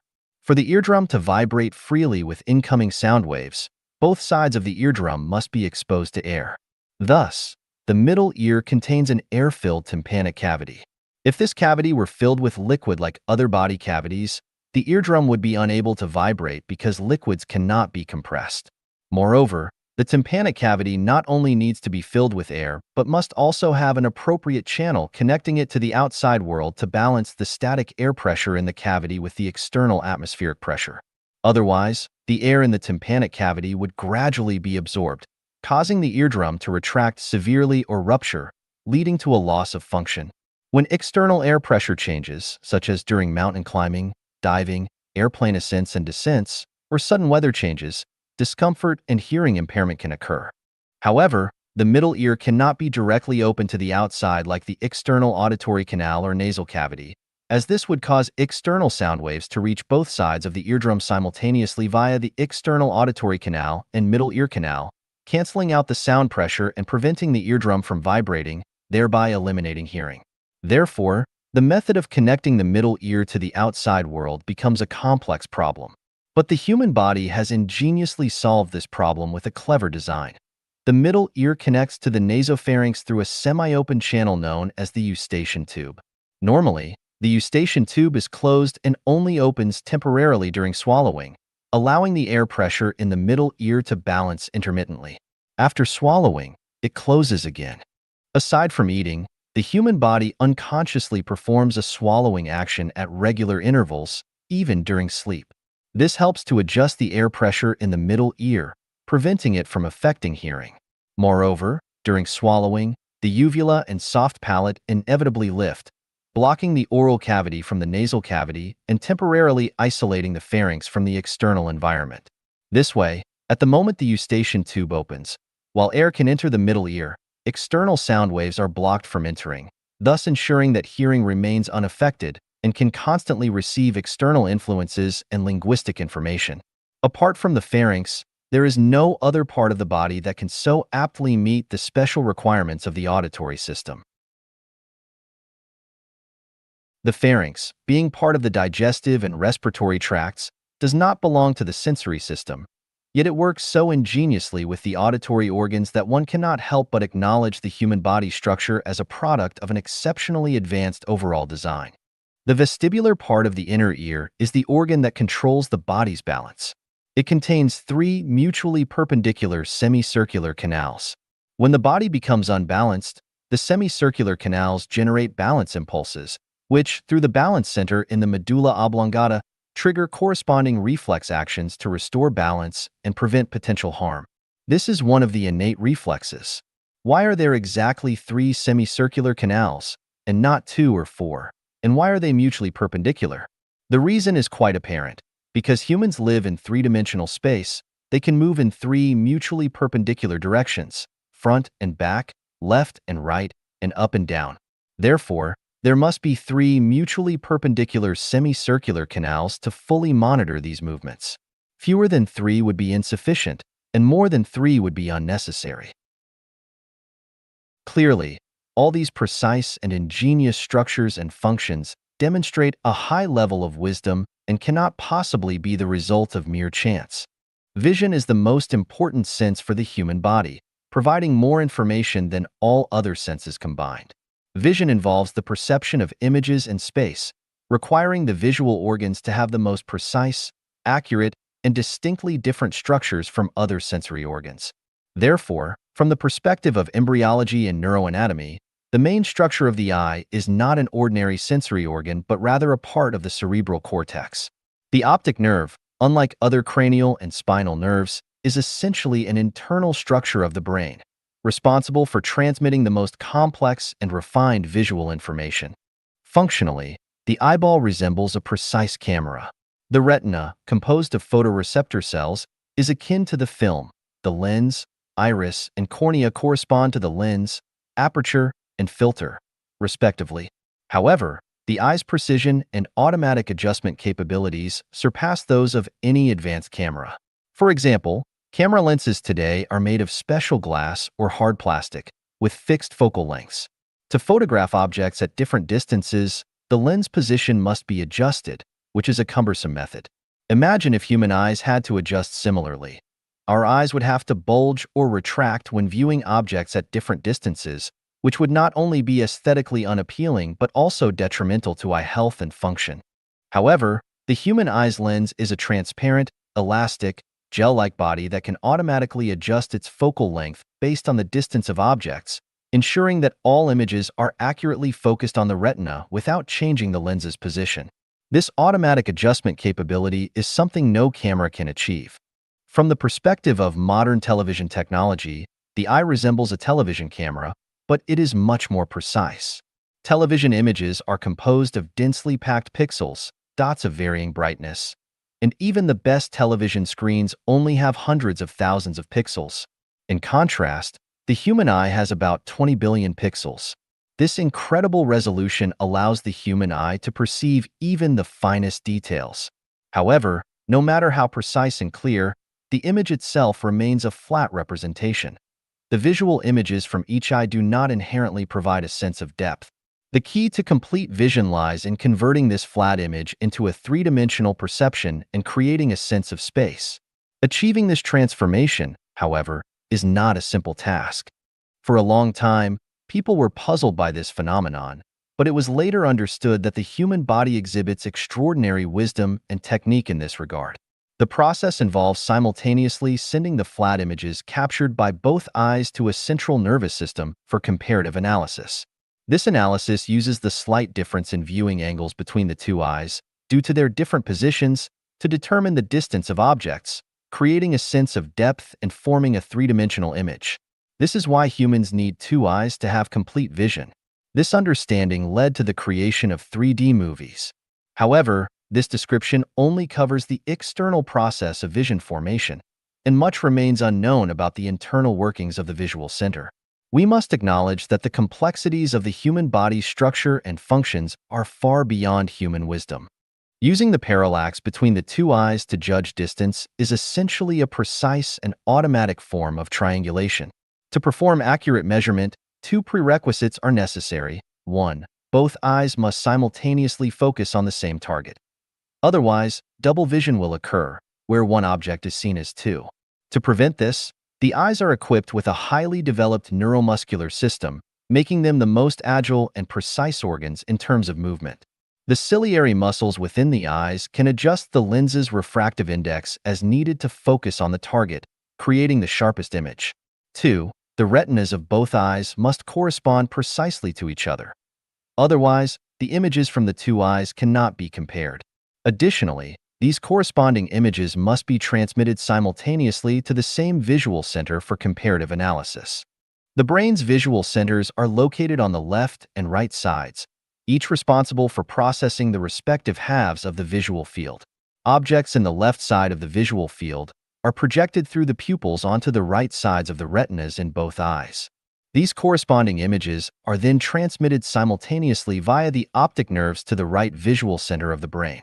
Conversely, objects in the right side of the visual field are reflected onto the left sides of the retinas, and these corresponding images are also transmitted simultaneously via the optic nerves to the left visual center of the brain. The visual centers compare the corresponding images from both eyes simultaneously, thus creating a three-dimensional effect of the entire visual field. In the human body, the lateral organs on each side correspond to each other, such as the symmetry of the feet. However, the retinas correspond in a homolateral manner, left with left and right with right. This is because light is directed straight, and if the retinas did not correspond in this way, the visual centers would not receive matching images and thus could not produce coordinated vision. Moreover, the structural correspondence between the retinas of the two eyes must be extremely precise, with no margin for error. Otherwise, the corresponding images from the two eyes will not align properly, resulting in blurred vision. Furthermore, to ensure that the corresponding images from both eyes are transmitted to a single visual center, the optic nerves must have a special structure to achieve the crossing of images, known as the optic chiasm. This is unique to the optic nerves, as no other cranial or spinal nerves handle images and spatial information. If we were to simulate the human visual process using computers and cameras, the computer's input network would also require a similar type of crossing. No other design would suffice. In summary, it is evident that all the structures and functions of the human body's organs demonstrate an extraordinarily sophisticated pattern of intelligence, each with its necessary and well-reasoned design. Some people believe that there are organs in the human body that seem to be useless, such as the thymus, appendix, tonsils, and coccyx, suggesting that the body's structure may not be entirely rational. It was once thought that these organs had little purpose and were more likely to cause diseases like appendicitis and tonsillitis. Removing these organs appeared to have little impact on the body. In the past, even the spleen and other organs were included in this category. Historically, the list of so-called useless organs was once shockingly long, with more than 100 items. However, this lengthy list was not due to the organs being useless, but rather due to a lack of knowledge. As understanding of the human body has advanced, most of these organs have been removed from the list, leaving very few remaining. Some people believe that these organs are evolutionary remnants, referred to as vestigial organs, and use this as evidence for evolution. However, this is clearly a misunderstanding. It is now understood that there are no truly vestigial organs. Rather, the lack of understanding about these organs was the issue. For example, the thymus was once thought to have an unknown function, but it is now recognized as a crucial early warning system for combating internal and external infections. It is sensitive to infections and can activate the body's defense mechanisms to prevent more severe infections, making it essential for maintaining health. Similarly, if the coccyx were fractured, it would cause significant functional impairment, indicating that the coccyx does have a function and is not superfluous. As for causing diseases, any organ in the body can become diseased, including the heart and brain. And this does not mean that the heart and brain are harmful or useless. While some organs may not have as direct or significant an impact on the body as the heart and brain, their removal does not mean they lack function. Just as losing hands or feet does not immediately threaten life but undoubtedly results in a loss, so too is the removal of other organs a form of bodily impairment. After understanding the extraordinary intelligence reflected in the structure and function of the human body, people naturally ask where this high level of intelligence comes from. Who designed and created these complex, precise, and remarkably unique organs? This question is unavoidable. Any objective person would acknowledge that such intricately designed organ structures could not have emerged by chance, as they could not possibly be the result of random coincidence. If someone gave you a high-end automatic camera and claimed that it had no designer or manufacturer, but was a natural product, would you accept this claim as scientific? Yet, the organs of the human body are even more ingenious, precise, and adaptable than any man-made object. This leads one to recognize that there must be a creator with exceptional intelligence and ability behind the human body. One Sunday morning in the spring of 1954, when I arrived at the church, I saw a young man sitting alone there, whom I did not recognize. After talking to him, I learned that he was a student from Peking Union Medical College. He said, "Since studying human anatomy and physiology, I find the human body so marvelous that it is impossible to explain without a deity." He had come to the church seeking the correct answer. This young man's experience is not an isolated case. I remember that when we were studying anatomy and physiology at school, some classmates continually asked a physiology teacher questions, seeking answers. Eventually, the teacher, overwhelmed, said, "Don't ask any more questions. If you do, you will end up turning to religion." In the social context of that time, this warning had a significant deterrent effect, and the students fell silent.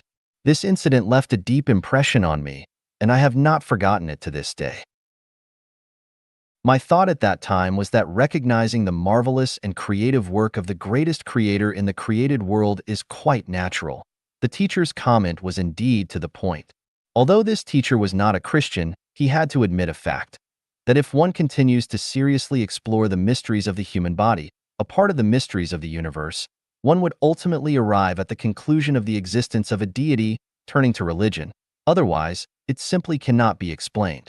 As the Bible says, "For since the creation of the world, the greatest creator's invisible qualities, his eternal power and divine nature, have been clearly seen, being understood from what has been made, so that people are without excuse." Romans 1 verse 20. Was the teacher demonstrating true scientific spirit? No. The scientific spirit should be about seeking truth and confronting it boldly, without avoiding any contradictions. Although this teacher knew that further inquiry would lead to acknowledging the greatest creator, he was unwilling to continue on the path of truth and instead discouraged his students at a crucial moment. This incident illustrates that many people refuse to acknowledge the existence of the greatest creator not because of scientific reasons, but due to various other considerations, such as social pressures, personal interests, and concerns about future implications, as was evident in the teacher's behavior. However, the existence of the greatest creator is not altered by such considerations, and one cannot live forever under such practical considerations. Eventually, everyone will have to face the final choice and confront the supreme ruler who created the universe and humanity. The Bible says, "It is appointed unto men once to die, but after this the judgment." Hebrews 9 verse 27.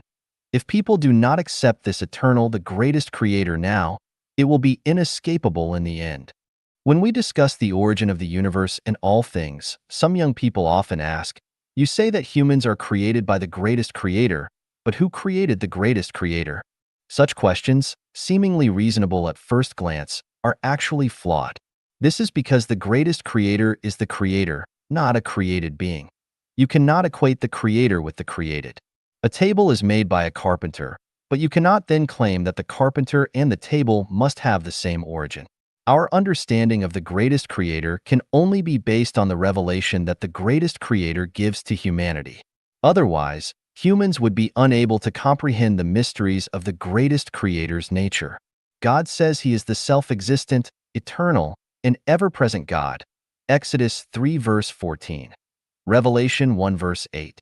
For the greatest creator, there is only eternity, with no concept of time or beginning and end. Even in the field of science, excessive analogical questioning is not allowed. A scholar was discussing belief in the greatest creator with some students. One student arrogantly asked, "Where does the universe come from?" The scholar replied, "The universe was created by the greatest creator." The student then asked, "Who created the greatest creator?" The scholar answered, "The greatest creator is self-existent and eternal. He is not a created being." The student responded, "That seems rather unscientific." The scholar countered, "Where did the earth come from?" The student answered, "From the sun." The scholar then asked, "Where did the sun come from?" The student replied, "From a nebula." The scholar asked again, "Where did the nebula come from?" The student hesitated and reluctantly said, "The nebula came from nature." The scholar pressed on, "Where did nature come from?" The student could not continue and angrily responded, "Nature is just nature. It exists by itself." The scholar laughed and said, "Isn't that also rather unscientific?" It can be seen that even the so-called scientific answers are not very insightful. For instance, science tells us that matter is composed of molecules. So, what are molecules made of? Molecules are made up of atoms. And what are atoms made of? Atoms are made up of electrons, protons, and neutrons. But what are these particles made of? Currently, it is difficult to provide a definitive answer. Atomic physicists are working to explore so-called elementary particles. The term elementary implies that scientists do not expect matter to be infinitely divisible and believe that one day we will find the ultimate component, the elementary particle. Of course, scientists do not intend to answer what these elementary particles themselves are made of. This represents the limit, and everything stops there. Materialists claim that the universe is infinite, matter is eternal, and it is infinitely divisible, etc. But these are merely arbitrary philosophical assertions with no scientific basis. Moreover, materialist logic also has an ultimate, which is matter itself. They say matter is self-existent and eternal, but they cannot answer where matter came from. From a mathematical perspective, all numbers originate from 1, because 1 leads to 2, 2 leads to 3, and so on, extending to infinity. You cannot ask where 1 comes from, because 1 is just 1 and does not come from other numbers. In other words, 1 is the origin of all numbers. Similarly, if the greatest creator created everything, then the greatest creator is the origin of all existence. Asking where this origin comes from is evidently meaningless. 上帝在意志体现自然规律肯法则中. The will of the greatest creator is reflected in the laws and rules of nature. Xiefeng, May 192015. Translated by Transin and edited by Care. Tao is the integration of all the rules and laws of the universe and is the consciousness of the greatest creator. Therefore, the will of the greatest creator is reflected in the laws and rules of nature. If our thoughts, words, and deeds comply with the laws and rules of nature, then we will be rewarded by the greatest creator. But if they are against them, then we will be punished. Ultimate Tao cannot be reached by active pursuit. There is no way to get rewards from the greatest creator by wishing for them, no matter who you are, how pious you are, nor how much you emotionally love the greatest creator. When you go against the laws and rules of nature, you will be punished. For instance, regardless how many joss sticks we burn or how many times we kowtow in a temple, if we drink poison, we will surely die. This is the only way that things work. Merits and mistakes do not offset each other. A merit is a merit and mistake is a mistake. We will be rewarded for our merits and punished for our mistakes. No matter what great merits we have, as long as we make mistakes, even slight ones, we will be punished for them. That is to say, even if we perform 10,000 good deeds, we will still be punished for doing one bad thing. The greatest creator will not ignore a single bad thing no matter how many good things we do. So, we all suffer from illness and mishaps, be it the Pope, the hierarch, the master, the emperor, the devout disciple, or the layperson. Even a messenger of the greatest creator would not be given special grace by which to escape from the due punishment. Just do not assume that you will be saved from the consequences of your mistakes by following the greatest creator and taking his way. Therefore, the most difficult thing is to ascend to a higher space of life by self-refinery and self-improvement because it is rigorous, meticulous, precise, and non-emotional. For instance, if the standard for a mortal to ascend to immortality is 100 points, then 99 points would never be enough. It is just like the 81 hardships experienced by Monk Tang. Not one single hardship could be missed in order for him to succeed. Therefore, we must remember that when we encounter sorrows, setbacks, and failures, they are hardships that we must traverse. This is karma. The sin we sow can only be dispelled by reaping a painful consequence. There is no alternative. Of course, we should never doubt the justice and mercy of the greatest creator. Absolutely beautiful things can only be enjoyed by the absolute life. Absolutely beautiful things are boundless and endless, and when we want to enjoy these unending and boundlessly beautiful things, we should focus on examining our lives and ask ourselves, is mine an absolutely beautiful life? If not, we should focus our self-refinery and self-improvement on improving our quality of life, rather than on absolutely beautiful things. When our quality of life reaches the absolutely beautiful realm, then absolutely beautiful things will come to us. Let us bear all the miseries, frustration, and suffering with delight and march firmly toward the perfection and beautification of life. Merits and mistakes cannot be offset. The will of the greatest creator is reflected by the laws and rules of nature.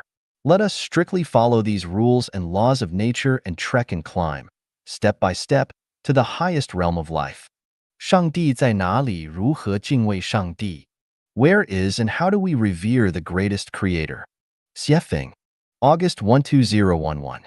Translated by Transin and edited by Care. The greatest creator is the most mysterious, most holy, most incredible, and most supreme supernatural entity in existence. But where is the greatest creator? The universe is big beyond our imagination. Our Earth universe alone contains 3,000 great worlds, each of which contains 3,000 medium worlds. Each of those contain 3,000 small worlds, and this Earth universe is just a speck of dust in a much greater universe. This universe has 20 parallel worlds within 36-dimensional space. Where does the greatest creator reside in such a vast universe? The matter of the greatest creator is in the zero world of the 36-dimensional space. And the zero world is the node, the 0 point that consists of the 20 parallel worlds, namely the 0 point of the geometric XYZ number axis. This 0 point connects with the 20 parallel worlds and is the command center of the universe as our brains and central nervous systems are to our bodies. Everything in the universe is a manifestation of the consciousness of the greatest creator, which is Tao. It is like everything created on the earth is a manifestation of human consciousness except for the natural material. The constitutional law is the embodiment of the collective consciousness of all people. It can be said that human consciousness is the constitutional law. Tao is the spirit of the greatest creator, and all things run in Tao and are ultimately dominated by it. Therefore, all things are of the spirit of the greatest creator. That is, all things have spirit. Thus, we conclude that the matter of the greatest creator is in the zero world, but the spirit of the greatest creator is in all things, just as Chinese President Hu Jintao's body is in Zhongnanhai in Beijing, but his reach extends throughout China. Since the matter of the greatest creator is in the zero world, then we can never see the true face of the greatest creator, because we can never reach the zero world. Since we can never see the true face of the greatest creator, then how can we feel the presence of and know the will of the greatest creator? We can know and understand it by the things we hear, see, taste, smell, touch, feel, and experience around us. Since the spirit of the greatest creator is in all things throughout the universe, then all things contain the will of the greatest creator. We can know and experience the greatest creator and learn the will of the greatest creator through all things in the universe. This means that all things are the discourse of the greatest creator, and all the changes we sense are the monologue of the greatest creator within us. From things changing, we can know what the greatest creator wants us to do and how we must do it.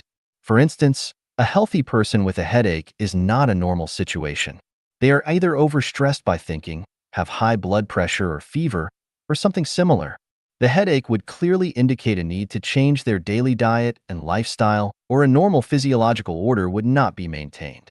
Another example is that when phenomena such as droughts, floods, plagues, earthquakes, and extreme temperatures become frequent occurrences, something is clearly wrong with our production and lifestyle. The greatest creator clearly informs us that we need to change our lifestyle or face even greater disasters and catastrophes. It is as if a country or region experiences frequent riots and hunger. That would indicate a problem with the management of the area and that the management mode needs to be changed, or it will lead to vicious cycles until the regime is overthrown. It is the same with a family. Frequent quarrels would show that something is wrong with the survival order of the family and it is time to dissolve it. Were this phenomenon to occur in most families around the globe, something would be wrong with the survival mode and lifestyle of the family system, and it would need to be broken up, or people's pains and troubles would never end and would lead to self-destruction. The greatest creator is everywhere. I see the greatest creator everywhere and all the time, from the changing weather, the blooming flowers, the mature fruits, the moving of bees' nests, the bellies of pregnant women, the wedding nights, the gurgling water, and the texture of shells from my own eyes, witnessing the transformations through time. As long as we open our spiritual perception, we can see the greatest creator everywhere and at any time. This leads to an appalling question: how can we revere the greatest creator? Reverence of the greatest creator is not a concept that can be taken as a pet phrase. We need to revere the greatest creator in our daily words and deeds in a concrete manner. Revering all things is to revere the greatest creator. When I am faced with a stem of grass, an insect, a thing, or a person, I can see the greatest creator looking right back at me through it, or him or her. If I react correctly, I will go to heaven, but if I react incorrectly, I will go to hell. From this, I find a law. If a person shows their sincere, kind, beautiful, loving, faithful, and honest consciousness to all things, they will develop to betterment and go to heaven. If not, they will have ugliness and go to hell. Readers can decide whether my conclusion above is true or not, but I do not believe that you will come up with any other conclusion. 走上帝之道者都有一个美好未来. All those who follow the way of the greatest creator will have a wonderful future. Xiefeng, February 12, 2011. Translation edited by Qinyu. As a messenger of the greatest creator, I can assure you that all those who follow the way of the greatest creator will have a wonderful future and will enjoy the infinite pleasures of life in the kingdom of the greatest creator. This kingdom includes the enduring Life-Genuine era, the 1,000-year world, 10,000-year world, the Elysium world, and its celestial island continent. This is an unchangeable law. The combination of sperm and eggs gives rise to the carrier of life. The combination of seeds with suitable soil will make the seeds germinate, grow, flower, and bear fruits. The south and north poles of a magnet attract each other. The simultaneous intake of vitamin C and shrimp can cause arsenic to form in the body, leading to fatal bleeding. Distance covered is the product of velocity and time. An object can escape the Earth's gravitational pull if it reaches a speed of 11.2 kilometers per second, and it can leave the solar system if it reaches a speed of 16.7 kilometers per second. Still water without the infusion of running water will stink from putrefaction and eventually dry up. The reaction between copper oxide and dilute sulfuric acid will result in copper sulfate and water. In Euclidean geometry, the angles of a triangle add up to 180 degrees. On Earth, one will return to the starting point if they keep going forward by following a certain longitude or latitude. Water will turn into ice at 0 degrees Celsius. These and many other laws all are inevitable. We will reach any place that our footsteps guide us to. If we break laws, we may end up in prison. In autumn, we will harvest what we have sowed in the fertile soil in spring. According to the principle of gravity and attraction, kind actions and kind thoughts will beget good results, while evil actions and evil thoughts will incur evil consequences. If you chase the sun, you can escape from darkness. If you chase darkness, you can hardly see light. He who stays near vermilion gets stained red, and he who stays near ink gets stained black. Persisting in evil brings about self-destruction. One will get intoxicated if he drinks too much, and will have a bulging stomach if he eats too much. People near mountains can distinguish between bird calls. People near waters know about the habits of fish. Worship Buddha, and you will acquire the Buddhahood. Seek the way of celestial being, and you will attain the spiritual state of a celestial being. The buildup of quantitative changes will result in qualitative changes once the critical point is surpassed. Everything that lives must die, and everything that dies must live. Each flower is a Bodhi, and each grain of sand reflects a world. The universe is holographic. The two poles are interconnected, and the extremes of things must be opposed. Gazing for long impairs blood, lying for long impairs qi, sitting for long impairs muscles, standing for long impairs bone, and walking for long impairs tendons. A benevolent person speaks kindly, sees kindness, and acts kindly. If a person performs 3 deeds of kindness every day, he will be granted blessings by heaven in 3 years.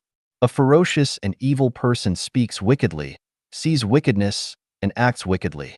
If a person performs 3 deeds of unkindness every day, he will be dealt disaster by heaven in 3 years. All these and many others all are inevitable. Those who walk the way of the greatest Creator are destined for a beautiful future, as it is an immutable law and principle. The greatest Creator is the supreme being in the universe, the ultimate authority. Those who abide by the will of the greatest Creator and live and act according to his wishes will inevitably receive his blessings and grace. If a son asks for bread, the father will not give him a stone. If we obey the greatest Creator, he will surely reward us with special blessings. The greatest Creator is eternal, and if we walk in his way, we too will become eternal. The greatest Creator is the fountain of wisdom and the origin of life. If we walk the way of the greatest Creator, we can gain wisdom and new life. The greatest Creator is love and truth, and if we walk his way, we can attain love and truth. In the universe, there are 36 dimensional spaces, 20 parallel worlds, heaven and hell. If we obey the greatest Creator and follow his way, he will surely place us in the most beautiful world in space. The greatest Creator will never give good things to rebels and bad things to obedient ones. If so, where can we find justice and laws in the world? As a result, there would be no necessary connection between cause and effect, and everything would be in chaos. In fact, everything is orderly. Therefore, if we revere, obey, believe in, and follow the way of the greatest Creator, we will surely have a beautiful future. The words of the Tathagatas are truthful and correspond to reality. They are ultimate words, neither deceitful nor heterodox. Jesus Christ, Buddha Sakyamuni, and the celestial being Lao Tzu are all Tathagatas. They will not deceive us, and they have no need to deceive us. Their teachings and instructions, in a nutshell, tell us to follow the way of the greatest Creator. If we follow the way of the greatest Creator, we can enter the kingdom of the greatest Creator, the Elysium world, and we can become celestial beings. According to Life-Genuine values, the future of those who follow the way of the greatest Creator lies in the 1,000-year world, the 10,000-year world, the Elysium world, and its celestial islands continent. Everything is inevitable. What you believe in, you can achieve. The way you take will yield corresponding results. The brightest, easiest, most direct, and most beneficial way in the world is the way of the greatest Creator. The most nutritious drink in the world is mother's milk, and the best way to secure the most beautiful future is the way of the greatest Creator. 走上帝之道者的人生顺利美好. Those who walk the way of the greatest Creator will have a smooth and wonderful life. Xiefeng, February 13, 2011. Translation edited by Qin Yu. There is a kind of life that is worry-free, full of love, healthy, and smooth sailing. There is a kind of life that is constantly troubled, full of pain, lacking love, and full of obstacles. There is a kind of life that is sometimes bright, sometimes dark, fluctuating, half happy and half worried, and often encountering ups and downs. Why is this? Is it a destiny set by heaven? Is it a problem of the times? Is it a social problem? Is it a problem with friends and relatives? Is it a problem with nature? Or is there another reason? My understanding is that the quality of life depends on the path we choose to walk. Even when it comes to acquiring life resources, some people rely entirely on their own hard work to acquire them. Some acquire them through parasitic means without labor. Some acquire them through extortion and exploitation. Some acquire them through corruption and theft. And some acquire them through deception and fame stealing. Different ways of acquiring lead to different life experiences, different realms of feeling and experience, different outcomes, and therefore different lives. There are countless paths in life, but which one is the best? My view is that the best path in life is the way of the greatest creator. To make life smooth and beautiful, walk the way of the greatest creator. Or to put it another way, walking the way of the greatest creator is the most reliable guarantee for a smooth and beautiful life, and no other way can bring as much happiness. Is this really the case? We can observe, experience, practice, and verify. My conclusion is that if a person's life is smooth, beautiful, and trouble-free, it can be affirmed that he has always been walking the way of the greatest creator. If his life is half happy and half worried, with great ups and downs, it proves that he sometimes walks the way of the greatest creator and sometimes walks other ways. If a person's life is constantly troubled and full of obstacles, it can be affirmed that he has always been deviating from the way of the greatest creator and has never walked on it. Is there any theory to prove my above conclusion? I try to prove it with several connotations of the way of the greatest creator. You can see if it makes sense. One important connotation of the way of the greatest creator is to comply with nature, absolutely no coercion. If a person takes things as they are, follows predestined relations, acts in accordance with nature, and takes advantage of opportunities as they arise, does not force, does not coerce himself or others, lets what comes come, and lets what goes go, does not over-pursue, does not give up effort, eats peaches when he encounters peaches, eats apricots when he encounters apricots, does not have high ambitions, does not feel inferior, is not arrogant and indulgent, and is not habitually lazy, then his life will basically be smooth sailing, without great ups and downs, and without disappointment and heartbreak. Another connotation of the way of the greatest creator is non-action, non-contention, selflessness. A person who can stay in a five-star hotel without arrogance and can live in a thatched house with peace of mind without self-destruction, who is grateful for eating gourmet food and is not tired of eating plain food, who does not contend or compete with others, does not reject what should come, does not cling to what should go, does not deliberately seek, plan, or take, likes what others do not like, enjoys what others do not enjoy, is not greedy, only takes a sip from thousands of rivers, does not excessively possess or own, does not excessively seek fame and fortune, is content with poverty and enjoys the Tao, often puts the interests of others and the public first and puts his own interests second, then he will not encounter obstacles and adversity. The third connotation of the way of the greatest creator is love. A person who only gives and does not ask for, only thinks about bringing happiness, joy, freedom, and bliss to others, does not set barriers and shackles for others, does not suppress and control others, does not snatch what others like, does not restrict others' freedom, does not bully, oppress, deceive others, does not argue with others, does not abuse and slaughter life, cherishes all life, respects all life, does not block others' way, and is willing to sacrifice himself to help others accomplish their goals, then he will not make enemies, will not be hated, and life will certainly be smooth and unimpeded. The fourth connotation of the way of the greatest creator is faith. Jesus Christ is the Son of the greatest creator, the messenger of the greatest creator. He conveys to us the information and will of the greatest creator. Jesus teaches us to seek the kingdom of the greatest creator, walk the way of the greatest creator, and all we need will be provided by the greatest creator. We do not need to worry about tomorrow, about the future, about our own food, clothing, housing, transportation, birth, aging, illness, and death.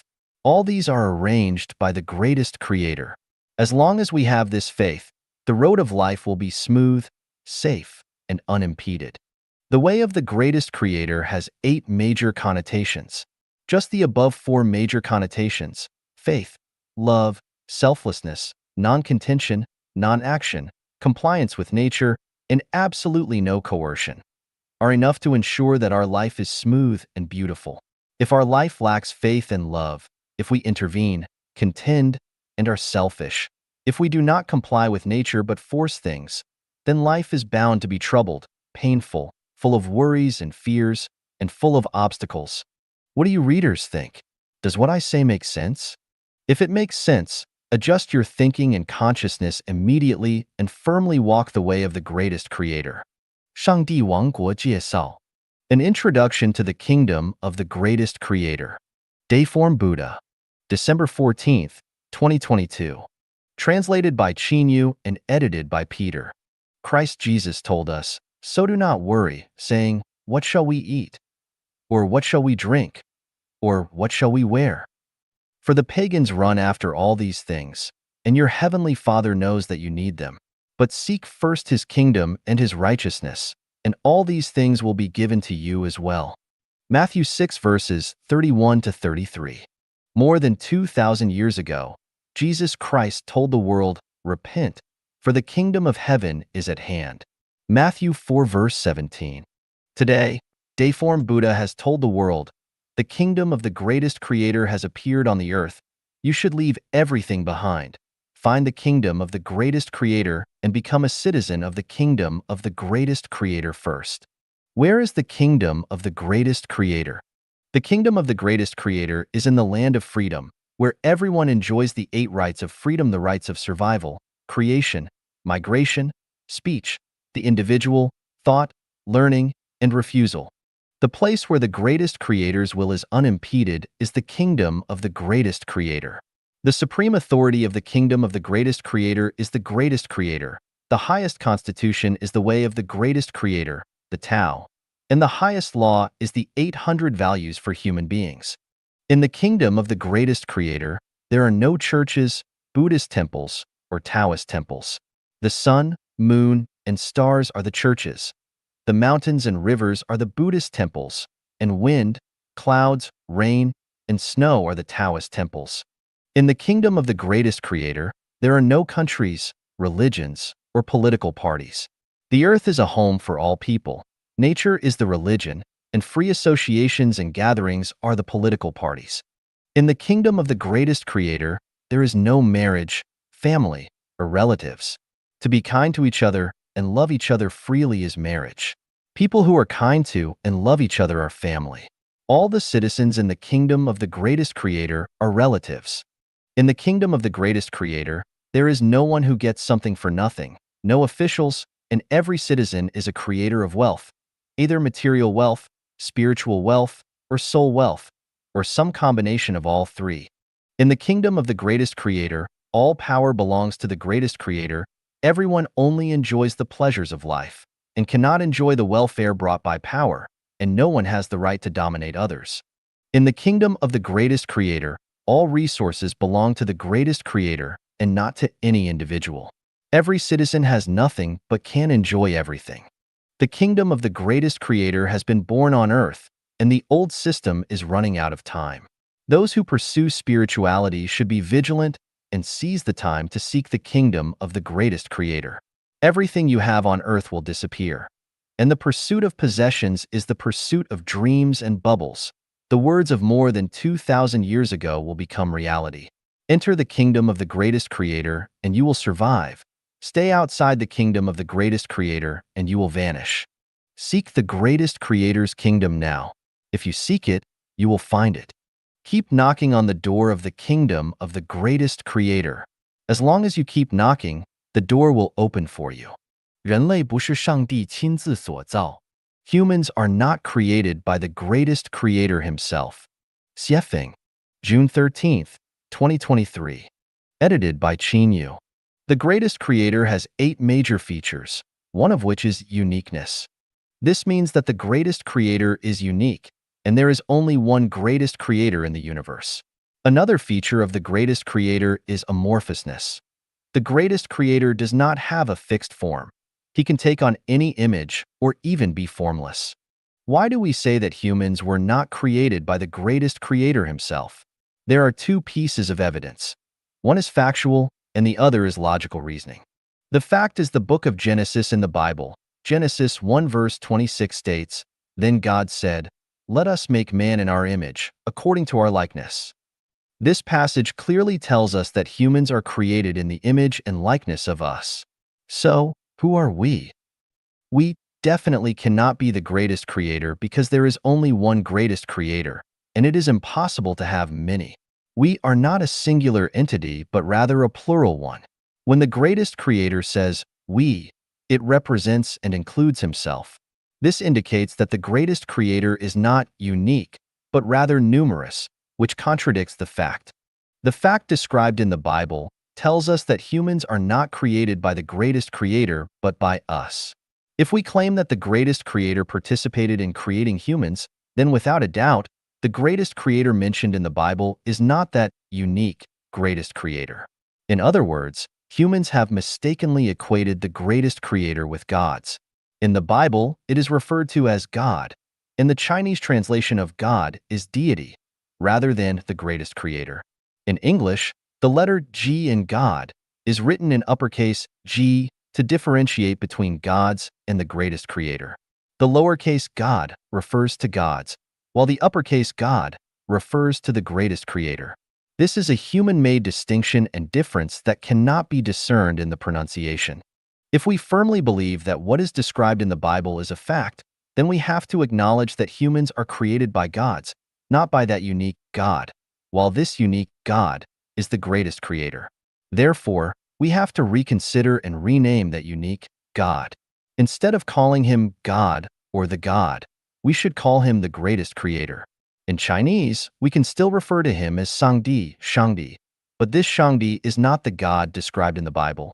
The conclusion is that the Bible tells us that humans are created by gods, not directly by the greatest creator. Humans have mistaken gods for the greatest creator. Why is it like this? Let's engage in logical reasoning. Where does the meaning of life lie? If everything is created by the greatest creator, and all living beings are born to enjoy, then does the universe still have meaning? All lives await the greatest creator to provide them with food, clothing, shelter, and to take responsibility for their birth, aging, illness, and death. In that case, does the existence of life itself still hold any joy? The greatest creator is responsible for all affairs while all lives are only responsible for enjoyment. Does the greatest creator experience joy? Imagine if you were born with everything provided by your father, and your entire life was spent being fed, bathed, clothed, carried on his back during travel, and having your father take care of everything and fulfill your wife's needs. Do you think there would be any joy or meaning in your life? Let's speculate and imagine the process of the greatest creator's creation of life after his birth. The greatest creator created gods and angels, deriving pleasure from creation.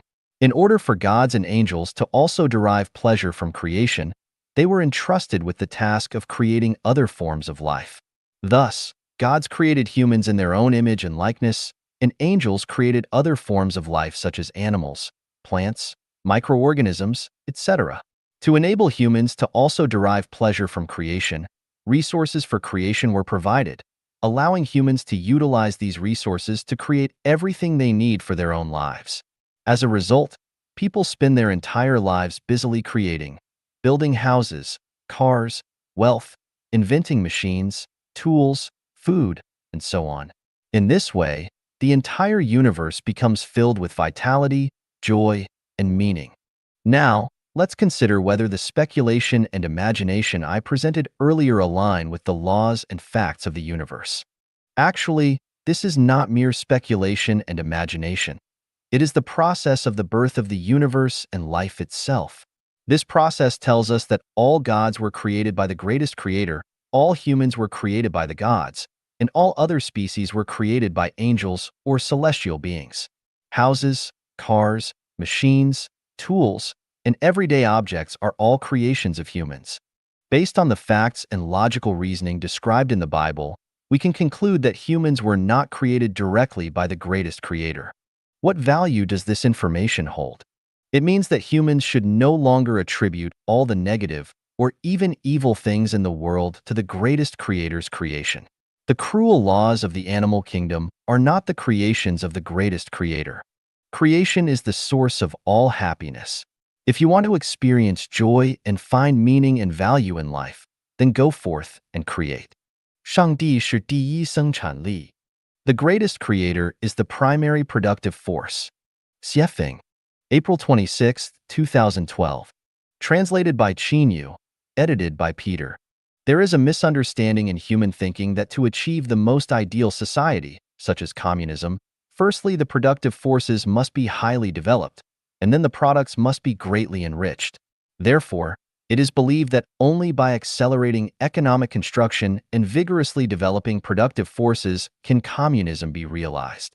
As for the standard of highly developed productivity, some people define it as the production of material by machines or some higher-level technical means completely replacing people is a sign of the level of productivity in a communist society. In order to achieve this level of productivity, someone has proposed science and technology are the primary productive forces. These understandings are of course wrong. The realization of the most ideal society of mankind, such as communism, may have something to do with the development or underdevelopment of productive forces, but it doesn't matter much. It may have something to do with whether the product is extremely valuable, but it doesn't matter much either. Facts speak louder than words. In the complete realization and continuous development of a communist society, the second home of life genuine doesn't at all lie in the level of productivity and development in the traditional sense, but it fundamentally depends on the state of mind of each member, and this state of mind depends on whether one is walking on the way of the greatest creator, and whether one recognizes that the greatest creator is the primary productive force. In the second home, there are only simple hand tools, and the average cultural level of the people is at the junior high school level. The products, far from being abundantly diverse, are rather plain. Apart from basic vegetables, eggs, flour, rice, and cooking oil, and some daily necessities available in the market, there are no other items. However, everyone lives together happily, joyfully, freely, and blessedly, and their behavior is highly civilized and courteous. Why is that? This is because we realize that the greatest creator is the primary productive force and the source of happiness. As long as we follow the way of the greatest creator and hold his hand tightly, we will have everything, and our happiness will be boundless. Just think about it. What makes the fruit tree bear fruit? What makes vegetables and wheat grow and bear fruit? What makes the rain spread all over the earth to nourish all things? What makes a hen lay an egg and hatch a chick? What power makes a fertilized egg grow into a healthy chicken? What makes sheep grow wool for our utilization? What makes cows produce milk for drinking to our heart's content? What makes the spring water sparkling, the clear river flowing, to irrigate the fertile land? All this is from the greatest creator. The greatest creator is the primary productive force. No matter how we irrigate fertile fields, by digging wells, diverting ditches, drawing river water, or carrying water with buckets, it will never be as good as the rain falling from the sky. A drizzle waters the mountains and the earth and moisturizes the growth of all things. How easy it is, how satisfied we are. Haven't you realized that the greatest creator is the primary productive force? On the macro level, we must rely on the greatest creator. As long as we seek the kingdom of the greatest creator and walk on the way of the greatest creator, then we don't have to worry about life being insecure, not being able to live a good life, or not having a good future. Let us trust the greatest creator. Let us praise and eulogize the greatest creator with all our hearts, minds, and strength. Let us melt into the way of the greatest creator. Let us be with the greatest creator. A better life and a better future will then belong to us.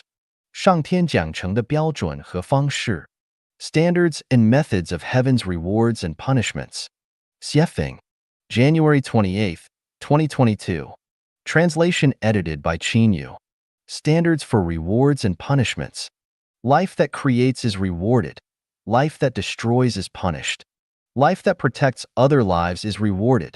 Life that harms other lives is punished. Life that brings joy, happiness, freedom, and bliss to others is rewarded. Life that brings trouble, pain, sorrow, and fear to others is punished.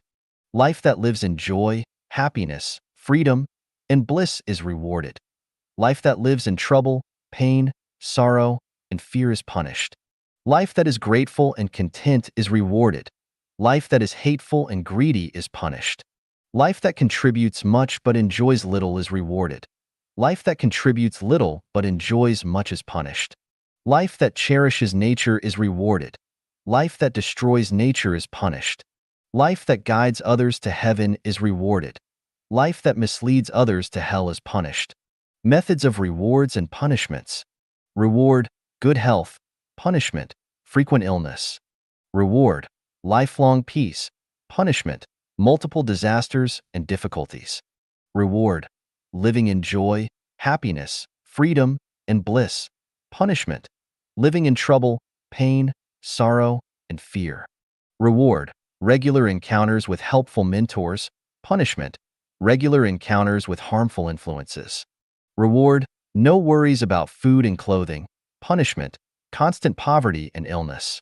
Reward, ascending to higher realms. Punishment, descending to lower realms. Reward, living in a harmonious and naturally beautiful environment. Punishment, living in a harsh and morally degraded environment. Reward, earning respect and honor. Punishment, facing discrimination and contempt. 上天奖惩的机制和时机. The mechanism and timing of heaven's rewards and punishments. Xiefeng, January 29, 2022. Translation edited by Qinyu. Mechanism. The universe, governed by Tao, is holographic. The heavenly net is vast yet meticulous. It follows a set procedure, disregarding emotions and reasoning. It emphasizes justice, not favoring kindness. All are treated equally, regardless of their status. Respect is given to those who respect, and mockery to those who ridicule. The rich are allowed to become richer, and the poor poorer. It strikes when least expected, catching the unprepared off guard. Note: here, rich primarily refers to spiritual and mental wealth, while poor refers to spiritual and mental poverty. Those who are content, debt-free, and able to contribute to others and society are considered rich. Those who are discontented, indebted, and constantly take from others and society are considered poor. Timing of rewards and punishments. For minor offenses, rewards or punishments are immediate. For major offenses, rewards or punishments are given once a threshold is crossed. In specific cases, rewards or punishments are given promptly. In general cases, all factors must be in place before rewards or punishments are administered. Issues related to emotions are addressed through reincarnation. Issues related to love are addressed through ascension or descent. Matters involving debts are addressed through debt collection or repayment. Matters involving life are addressed based on the principle of equivalence. Note: specific cases refers to events with a limited scope, such as a fight between two individuals, while general cases refer to events with broader implications, such as World War II. For an individual, the outcome of rewards or punishments may be evident within a few years or decades, while for society as a whole, it may take several decades or even centuries. The rewards or punishments for all of humanity may take thousands or even tens of thousands of years to manifest. Recommendation: to fully understand the content of this passage, please refer to Standards and